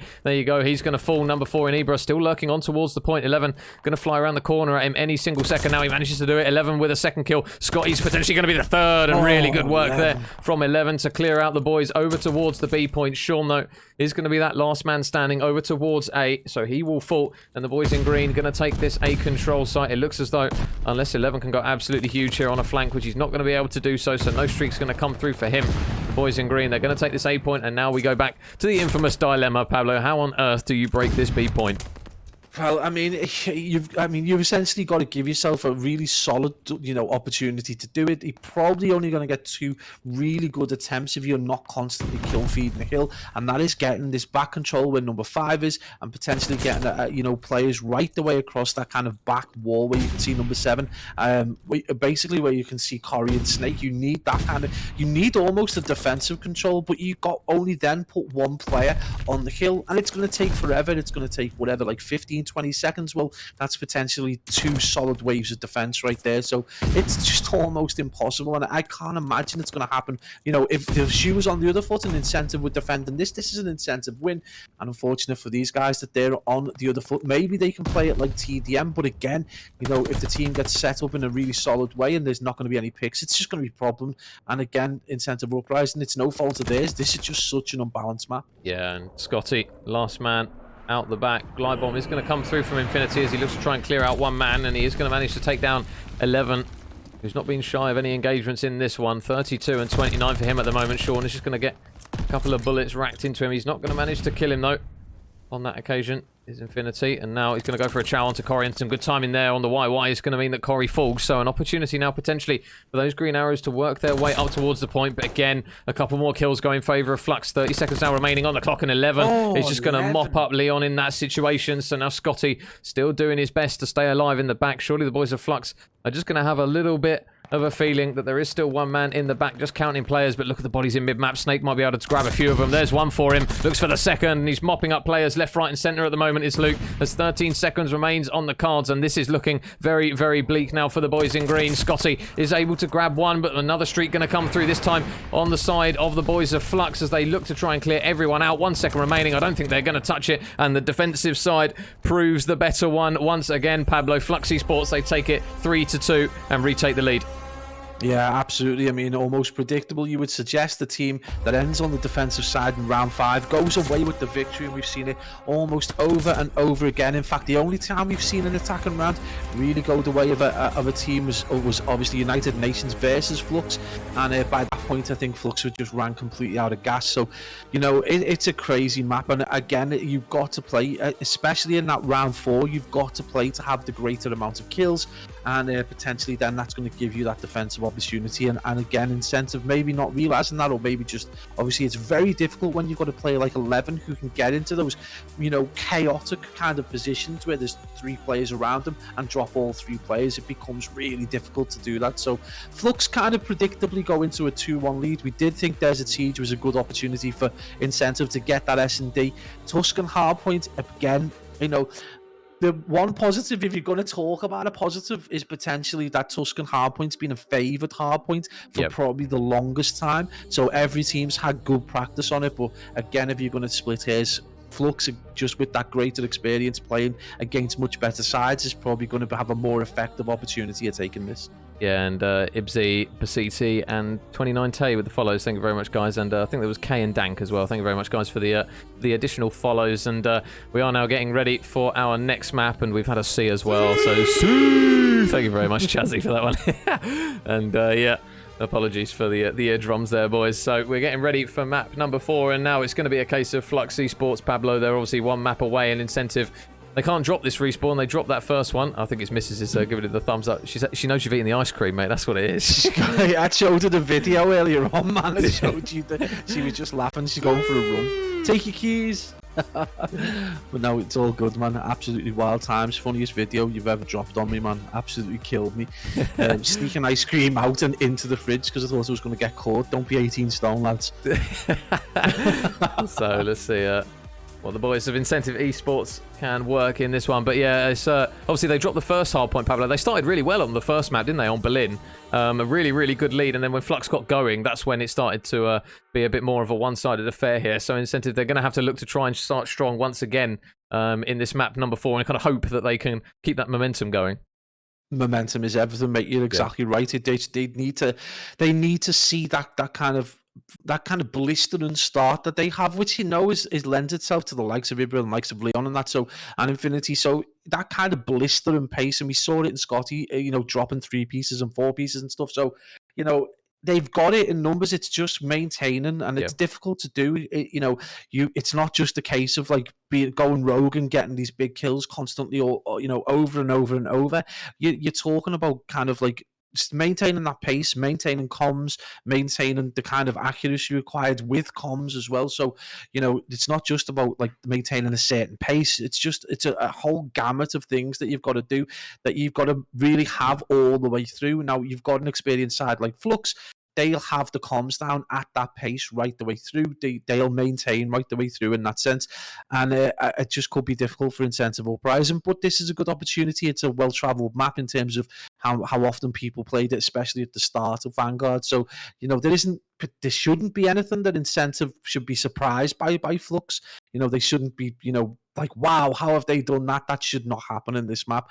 This should just be kind of a war of attrition. If they stay aggressive and they can do it throughout the map, it could be good for them. Yeah, so we are just ready and waiting for the boys to get that middle button pressed and the big red one going for this next map. But yeah, the boys of Fluxx at the moment, especially 11, he's definitely kind of gone quiet for a little while. Obviously in Elites he struggled a little bit, but when he starts gunning, he's a really, really difficult player to stop. And I definitely feel like with this roster on Fluxx, whenever he definitely puts up big numbers, they always seem to be a lot more dominant, and it looks as though they have a lot more presence on the map when he's running that MP40 role, picking up 2 pieces, picking up 3 pieces. We've seen it a lot in ACCL.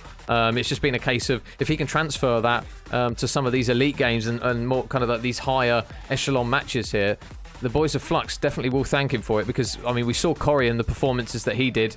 He was obviously very, very... He seemed pretty comfortable, to be fair, in putting up a lot of big numbers for the boys of Fluxx. When anyone was slaying out in that Elites, it was pretty much Corey a lot of the time. Obviously, Snake, an extremely experienced player as well. He knows what he's doing on the map. And as you say, if he can keep some of these lads on the right path to help them out in their gameplay, he's obviously going to be a big brain player for those guys. And he's one as well, Luke. Like, I've seen him have really good games on Bocage with an assault rifle, which is not an easy thing to do. It kind of goes to show kind of the ability that he's got. So as a team of 4, obviously seeing them creep into the top 8. Oh, Mr. Vex with the sub. Thank you very much, buddy. But as a team of 4, obviously with them looking to try and push into top 8, they've definitely got the ability and the roster to do it. It feels like a case of getting everyone on the same page, which we saw kind of TMT do in the couple of series that they managed to win. They managed to knit themselves together, and I definitely think that these Fluxx Esports can do that. Yeah, I think the problem there is that you take those 2 players like 11, and then you take a player like Bearish Corey. Corey tends to get those important 2 and 3 pieces in important places at important times. Yeah. So they have a lot more effect. 11 at the minute is like very good gun skill, but sometimes they're like big dumb plays. So it's not offensive to him. It's just in terms of like its impact on the map isn't as much. So he's able to put up decent numbers when he gets involved, but they aren't necessarily winning games off the back of it. So and it's a thing that happens. I've spoke about it a few times with Luty, where he'll be like, the gun skill's unreal, they drop kills, but it's like, don't go there, please stop going there. You're causing us more problems, even though you're getting kills. And again, it's a learning curve, and this is about getting the fundamentals under your belt.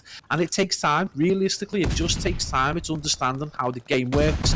From game to game, it can be slightly different, but fundamentally, once you get those kind of strategies down as an individual and how you start. We talk about it all the time, mate. You know, I bang the drum for that time to kill efficiency. Once you start nailing that kind of value, you know, you can become a great individual player who works as a team really well. That's what they need to do, and that's probably what let them down more than anything else in the qualifiers. And it's time more than anything else. So good opportunity for them. And we see it. You know, some players just like 11 just go off and drop big numbers and don't necessarily win. But then you'll get a player like F Dot or like Kez who drops big numbers, but his teams can win just because they're dropping the numbers in the right places at times.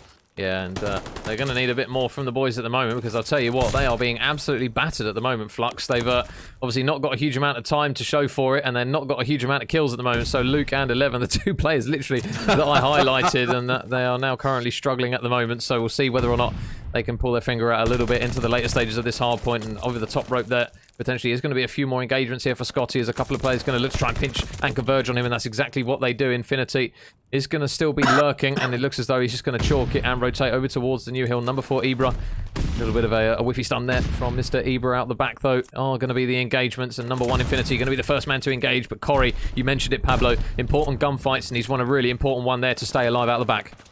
Yeah, and obviously we did see this time and time again, he tends to be the player that they kind of leave the responsibility with to get over and get that job done. And obviously that helps him in terms of getting effective kills, and he plays his life again really well. We saw that in the previous rounds, particularly towards the end of the Berlin hardpoint. So yeah, I mean, it's playing to type almost. We do expect the likes of, especially 11 will probably start to rack up numbers. Snake can tend to have kind of quiet games and still do okay. And obviously he's the kind of the pulpit master as such.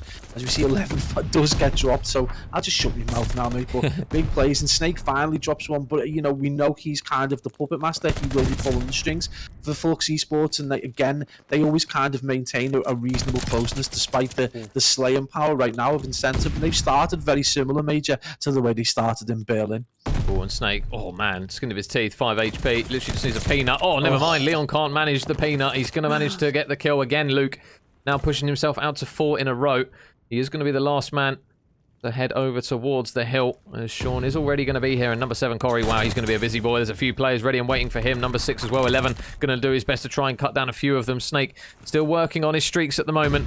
We'll have an engagement very, very shortly, though, as a few players start to converge in towards the hill. And Ibra and Infinity both going to be out towards Archers. How many can he grab here? Luke with 1, looking for the second as well. His teammate 11's going to grab them. They're going to look to try and push in towards Church, but they've already dropped 2. Nice work, though, from Scotty. Manages to grab another important kill for the boys in green as they look to try and take a few men out from inside this church hill.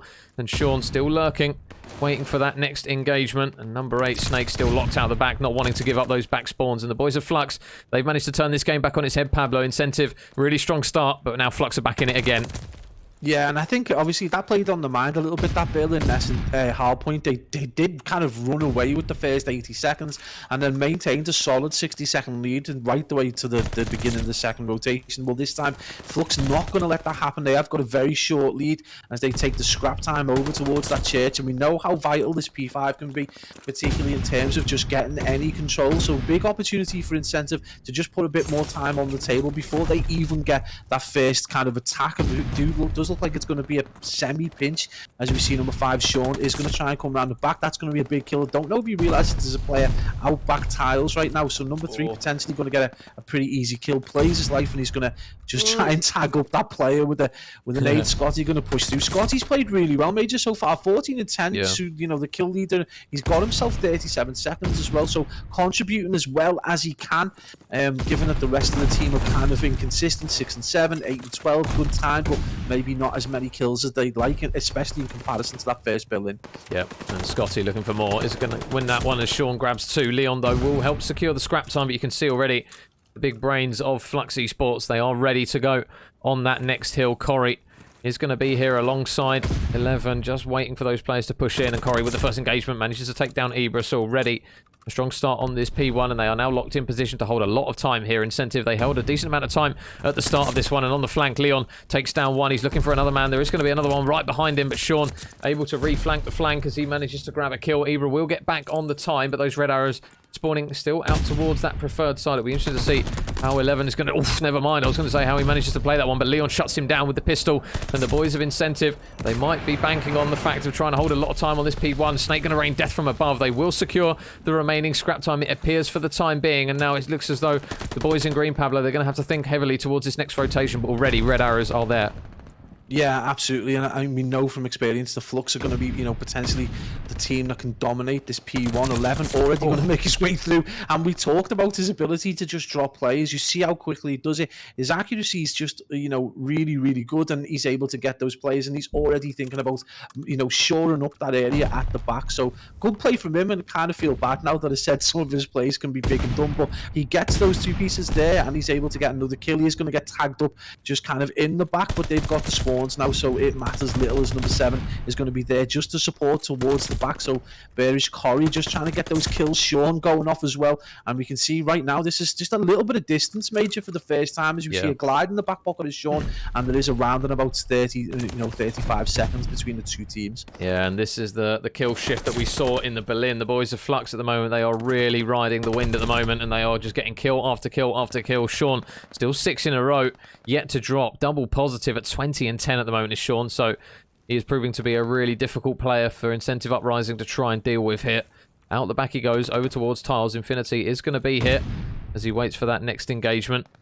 He's just going to be holding the angle. Snake, when are they going to push here? He was going to just be the bait around the corner. He gets the information that he needs, and we're going to see a glide bomb come through from Sean. Can he grab the man out the back? He grabs 2. In fact, Sean. in Infinity and Leon, and look at those red arrows, Pablo. Snake's out the back. They need to try and clear these boys out. Sean's still going to be alive for the time being, and those spawns over towards Tiles could be big for Fluxx. Yeah, absolutely. And you can see, we talk about how awkward a hill this is, that you can get kind of a good dominant position and still kind of get pushed out, as we see the kill feed go entirely green, and it's largely due to the fact that there are a number of places that you can enter and exit as such. And it was a great push through, bearing in mind how kind of strong the push was from Fluxx. But again, nice setup from the boys in green, but it is going to require the player to dip from hill all the time. So it is another one, as we see Sean drops 11 with what can only be described as the suicide plane. The strafes doing their damage on Tuscan again, but we see it time and time again, and already the boys from Fluxx just chalk towards Water Fountain and heading straight over for what you would suggest is 11's probably favoured point, which is going to be this Churchill. Scotty again just proving what a great player he's been all series, dropping big numbers again. And Major, look at the streaks right now. 7, it was 8 as Zebra gets dropped. It is now only 3 though, so a big opportunity, and it's going to be all fall for Incentive after having a reasonably good opportunity to get some glides. Yeah, so what will they be able to work in this Churchill? Snake and 11 going to trade out for their respective teams, and Scotty's going to grab a kill. So too will Leon. So a little bit of trade tennis at the moment between these two, as 11's still going to play his life up towards the top of Church. He will go. He might be able to try and drop down from the front of Church here. We've seen a few players do this before. He is just going to stay up top, and he's going to have an engagement here, which he's able to win onto Infinity. His teammate is going to help him out, and last man in the hill is going to be Leon. They take them down, and Fluxx ESports now with 20 seconds remaining on this hill. The boys of Incentive, they've really got to start to think over towards the new hill, but look at Sean. He's already here. There's going to be a big gunfight over towards scrap time, and that's a big kill there for Ibra in the grander scheme of things. And now if they can win this next wave of kills here, Incentive Uprising, they might be in a really good position to try and work some time on this hill. Through the bottom goes Leon, can't win one. Sean still playing his life. Infinity's going to be able to stay alive. The boys in green, they get the scrap time, Pablo, and they're ready to go on this next hill. Yeah, and they've already pushed out to Tiles. That's the preferred side from this point, so not that surprising. You're going to see number 2 just trying to get these picks, and that's an important kill as he drops Snake, 11, and Corey all 4. See a complete team wipe. So again, Incentive are going to take the lead, and that's been huge plays. It looks like it's going to force the boys in red to try and push from below, and this is really difficult, especially as the other team have got Tile side. So a good opportunity. 11 going to try and use that kind of greater mobility and a little bit of gun skill to try and see I think it's Scotty out the back. We've got 2 players now out the back. He's taking over position just behind the door, so this could be very interesting. And already we're seeing that contest going. Scotty on the 5-speed, nearly dropping a 30, so huge moment right there as he gets the glide, and he's got the strafe and run as we head toward the latter part, P1 is very exposed hill, Major. I think we're going to see some glides. Oh, I was just screaming at Ibra. Rotate, Ibra. He had obviously 15 seconds remaining on the previous hill, decided to go mid rather than towards the new hill when he got caught out, and look what Fluxx have done. They've completely punished them for not having a man over towards that new rotation. Ibra, can he manage to force his way in? No, nice shots to take down Snake. Ibra just using raw gun skill and aggression to punch his way in. 11 on Godheady, going to look to try and land an 8 onto him, and we are going to see that glide bomb come through. How many will it grab? 11 in mid. He is absolutely dead to rights, and the boys of Incentive on the hill they go. 25 seconds now remain on this one for the boys of Fluxx to try and touch this. They are just waiting for the right time to strike here, Fluxx. Every single nade is going to be huge, and another single glide bomb going to come through from the top. How many will it grab? They grab 2. Leon grabs both players. And now, can Sean and 11 go huge? Sean can't do it. 11, can you manage it? No, you can't. Leon shuts them down. And with 8 seconds remaining, it looks as though Fluxx are going to be all but done. Corey, the man who we've seen have so many big moments, can't manage to get any more kills. 3 seconds remain. 2 seconds remain. And I think that is going to be map. And it will be, Pablo. The boys of Incentive Uprising force it to the game 5. Huge plays right the way across the board from the team in green, and man, what an exciting end to the game. They absolutely dominate the last P5 where they, they got tiles side, they managed to stay in control, they got an absolute chunk of change out of it, and not only that, they used their glides effectively to control P1 on that third rotation. Awesome play across the board, and you've got to look to Scotty right there. Despite the heroics of Fluxx, Scotty going absolutely huge, and again, just getting those important kills, but we can see as well, he didn't just get, the 2 and 3 pieces. He was pushing out to get the correct spawns and doing the job right. And it's one thing we did say is there was nothing really that can surprise you in a Tuscan hardpoint. They just need to play it effectively, and they can potentially get the win. And that's exactly what they did. But more than that, they were able to keep the likes of 11 relatively quiet. He did go positive towards the end. They were able to keep Corey relatively quiet. And in that kind of situation, you're able to dominate Fluxx then, because they are the big kind of talismanic figures in terms of getting that team motivated, hyper aggressive. And obviously with Snake trying to pull the strings, well, it just didn't work, and we're going to go into an S&D on Tuscan. And again, mate, you would suggest that the Fluxx are the favourites in here, but it's S&D, so anything can happen. Great opportunity for Incentive to really kind of kick Fluxx while they're down. Yeah, and we got COD royalty, Pabs. Mr. Bids is in the chat. What a man. Yay, let's go. Give him a few of those. Thank you for dropping by, Bids. Come really out of appreciate retirement, man. Please. Yeah, man. Pick up the sticks. Get back on it. That's what we want to see. Thank you very much for dropping by the stream, Bids. Really appreciate that, buddy. So, Game 5, Pablo. We are ready to go for this one. We had a lot of Game 5s in the Elites and in that previous tournament that we covered on the Cup on Sunday. But we've got another one here between 2 teams. And I'll tell you what, if you're picking one, obviously we know how good the Fluxx are, but Incentive Esports, they took map 2. They took the Desert Siege Search and Destroy. So I'll tell you what, I mean, who are you banking on for this one? Because Incentive, they've shown they can win one, so why not another? And another interesting thing is we haven't really seen a Tuscan S&D in the last week. So we've covered Cup 5, we've covered, obviously in the last 2 weeks, we've covered about 8 games between some of the top teams, and we've just not really seen a Tuscan S&D. It's something that hasn't came out. There's been a strong preference to Desert and Berlin, which is unsurprising. Bocage as well, S&D towards the Game 5s. So this should be interesting just to see if anything's changed, if anyone's got any different ideas, or whether people have just completely forgotten it because it's just not been hitting that rotation. So, yeah. This could, again, it's one of these that could go either way. You would suggest with the smaller geography that there is a lot more balanced kind of strategies and a lot more effective strategies. And again, you would suggest the Fluxx having, prior even to the quals, you would suggest that they were a good S&D side. But again, it levels the playing field out, mate. And we've seen it in the previous, and that, especially in that Desert Siege where we knew that it could be mixed up. But, when you've got Leon on your side, anything's possible, realistically speaking, isn't it? So we know we're going to see some snipers coming out, and it could be really interesting to see how effective they are. Yeah, it'll be interesting to see whether Leon decides to rock the sniper kind of down that side of the map where obviously the P1 is, because we've seen a lot of snipers do it throughout the previous months, and a lot of them, when they get it to work, it is down that side of the map, and even over mid you can still get kind of quite a bit of control. If you're on the top of your game and you're getting picks with the sniper, you can justify the use of it. So it'll be interesting to see what the Incentive Uprising have in store for this Tuscan Search. And although we haven't even started, Paz, we know kind of how back and forth Tuscan Search and Destroy can be. We know how easy it is to get that bomb down if you can just avoid the nades, and we know how difficult it is. It's almost a flip of Tuscan, really. The offensive side seems to be the one that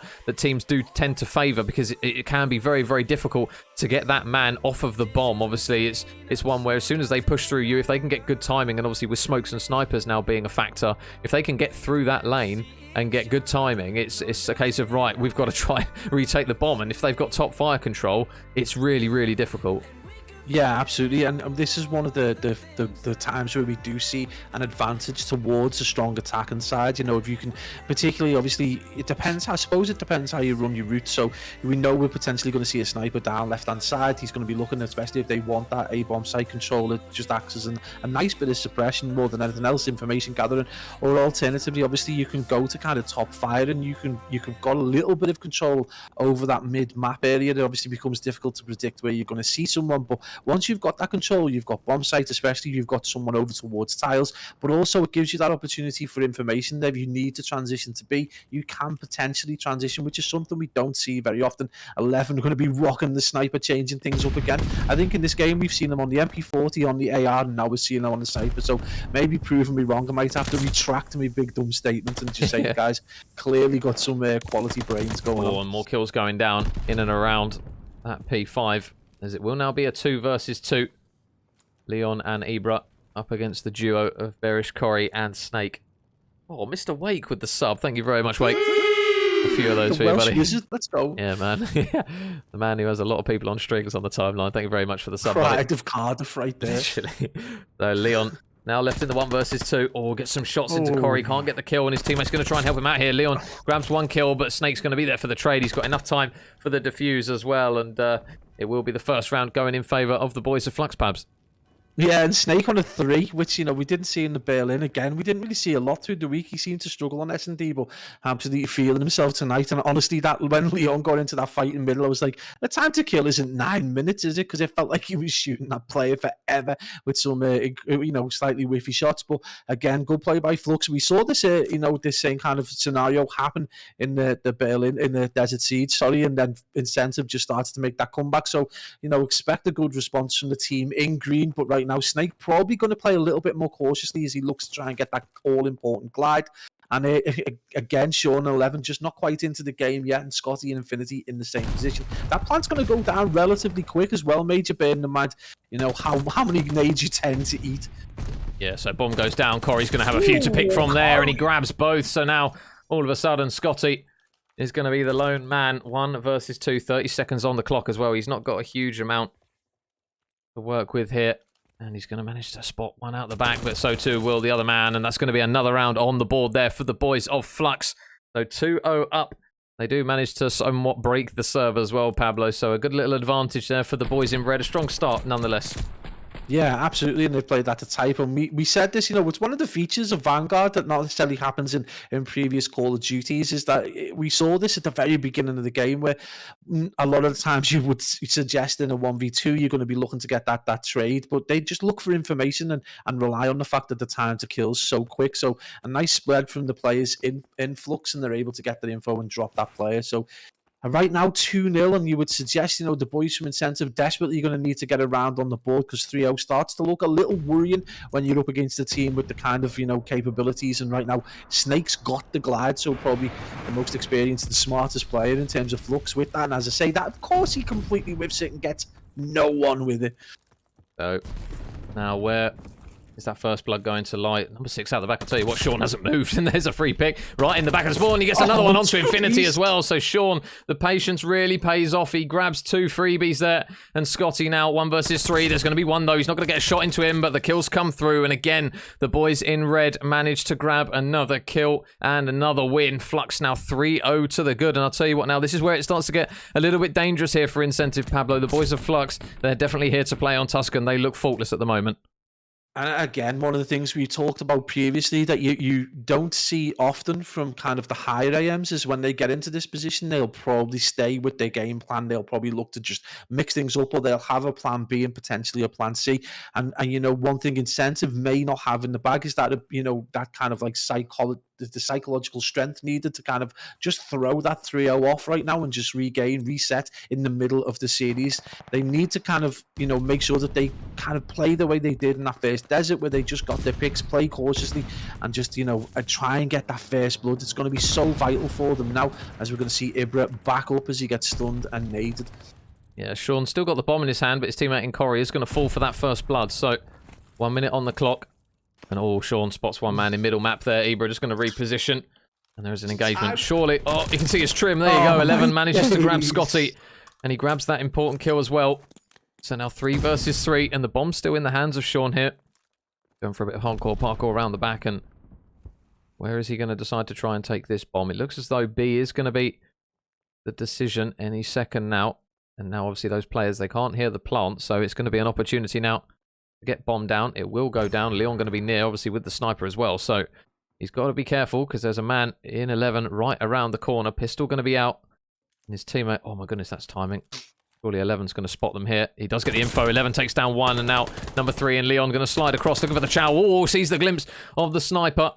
Just shoulders back a little bit for the time being. But 24 seconds remaining on the clock. They got to be quick here, Pabs. Yeah, absolutely. I mean, some wild plays, but with so little time and probably the most inappropriate weapon. It is in the right hands, though, but Leon is going to get tagged up by 11 and leave Ibra in that 1v3 right now, and that's going to get him tagged up as well. And Fluxx looking really strong. And again, we talked about at the start of the game, you know, one thing that could potentially defeat Incentive is they make mistakes, they're going to get punished.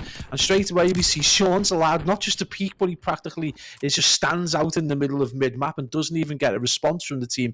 And then we see a player hiding outside the destructible environment, and again, you just can't make these kind of mistakes against a team who will be kind of like looking for every possible angle, will be checking through the destructible environments to see if they get any kind of aim assist or anything like that at all, and they get punished for it in the end. An Incentive are 0-4 down, and this is going to require kind of young Galactic's mental strength and ability to bring this back, because Fluxx Esports definitely not the kind of team to run out of gas at any point. Yeah, and Snake still hasn't died here. Currently 6-0. He's having a worldie of a time at the moment. After those 4 rounds, Nade is going to be out as they look to try and locate a few of these players, but there are going to be a couple right underneath him. And Snake 7-0 now. He's having a hell of a map here as Luke in this game 5. And now Fluxx going to be one man to the good once again.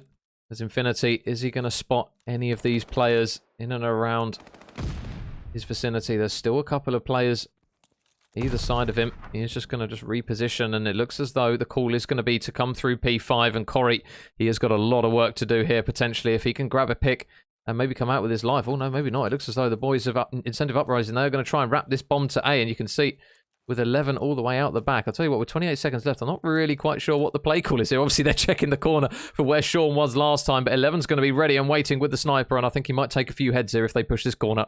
Yep. Yeah, absolutely. A nice, easy pick for him with the slowest ever push out from the back there. Gives 11 a relatively easy snipe, and it's going to be Leon in this excruciating position of being in a 1v4 with 9 seconds to go. And this is going to be 5-0 to Fluxx Esports. And again, from what has been an absolutely tremendous performance so far from the boys from Incentive, they've absolutely folded in this S&D, and they've got the biggest mountain to climb if they want to see this game out.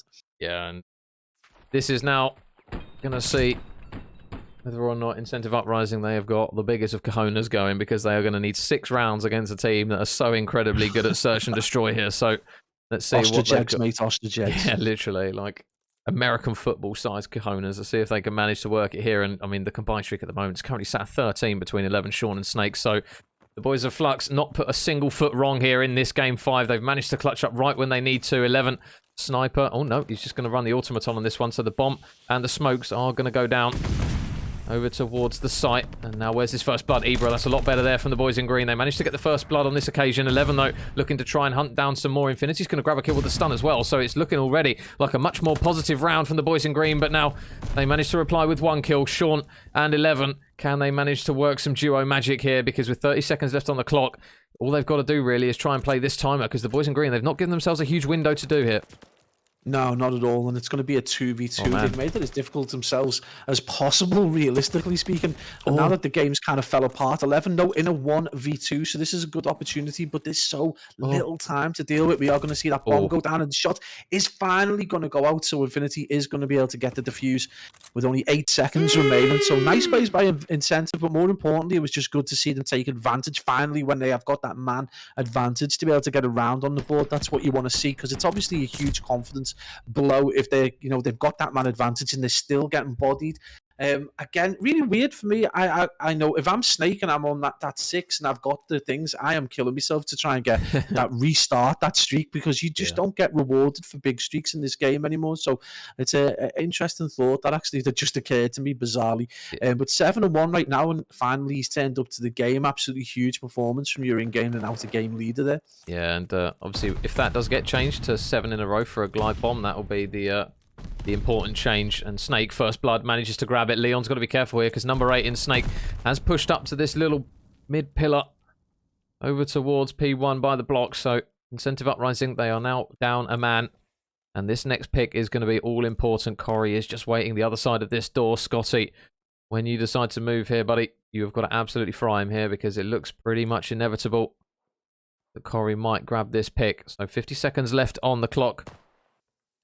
And they grab the next kill. Sean grabs one onto Leon now. It's going to fall apart here, potentially for Incentive Uprising. Infinity needs to get this next kill. It's got to be quick. He grabs one. There's another one in bottom mid as well. And I don't know if his teammate here in number 2 in Scott, he can grab the kill, and he does. So now 2 versus 2. 35 seconds left on the clock. They've got to be so quick, though. Snake and Bearish Corey, they've got that mid-map control. They know where the bomb is, and they can surely just play the timer here. Corey with the next engagement grabs one. Surely he's not going to grab the second as well. He's hunting for the kill, and he gets the second, and Bearish Corey does what Bearish Corey does all the time. Clutches up for the boys in red, Pablo, and they get it done 6-1.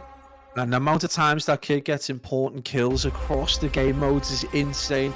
And he does it again with an unbelievable kill at the end, which he's had no right to get.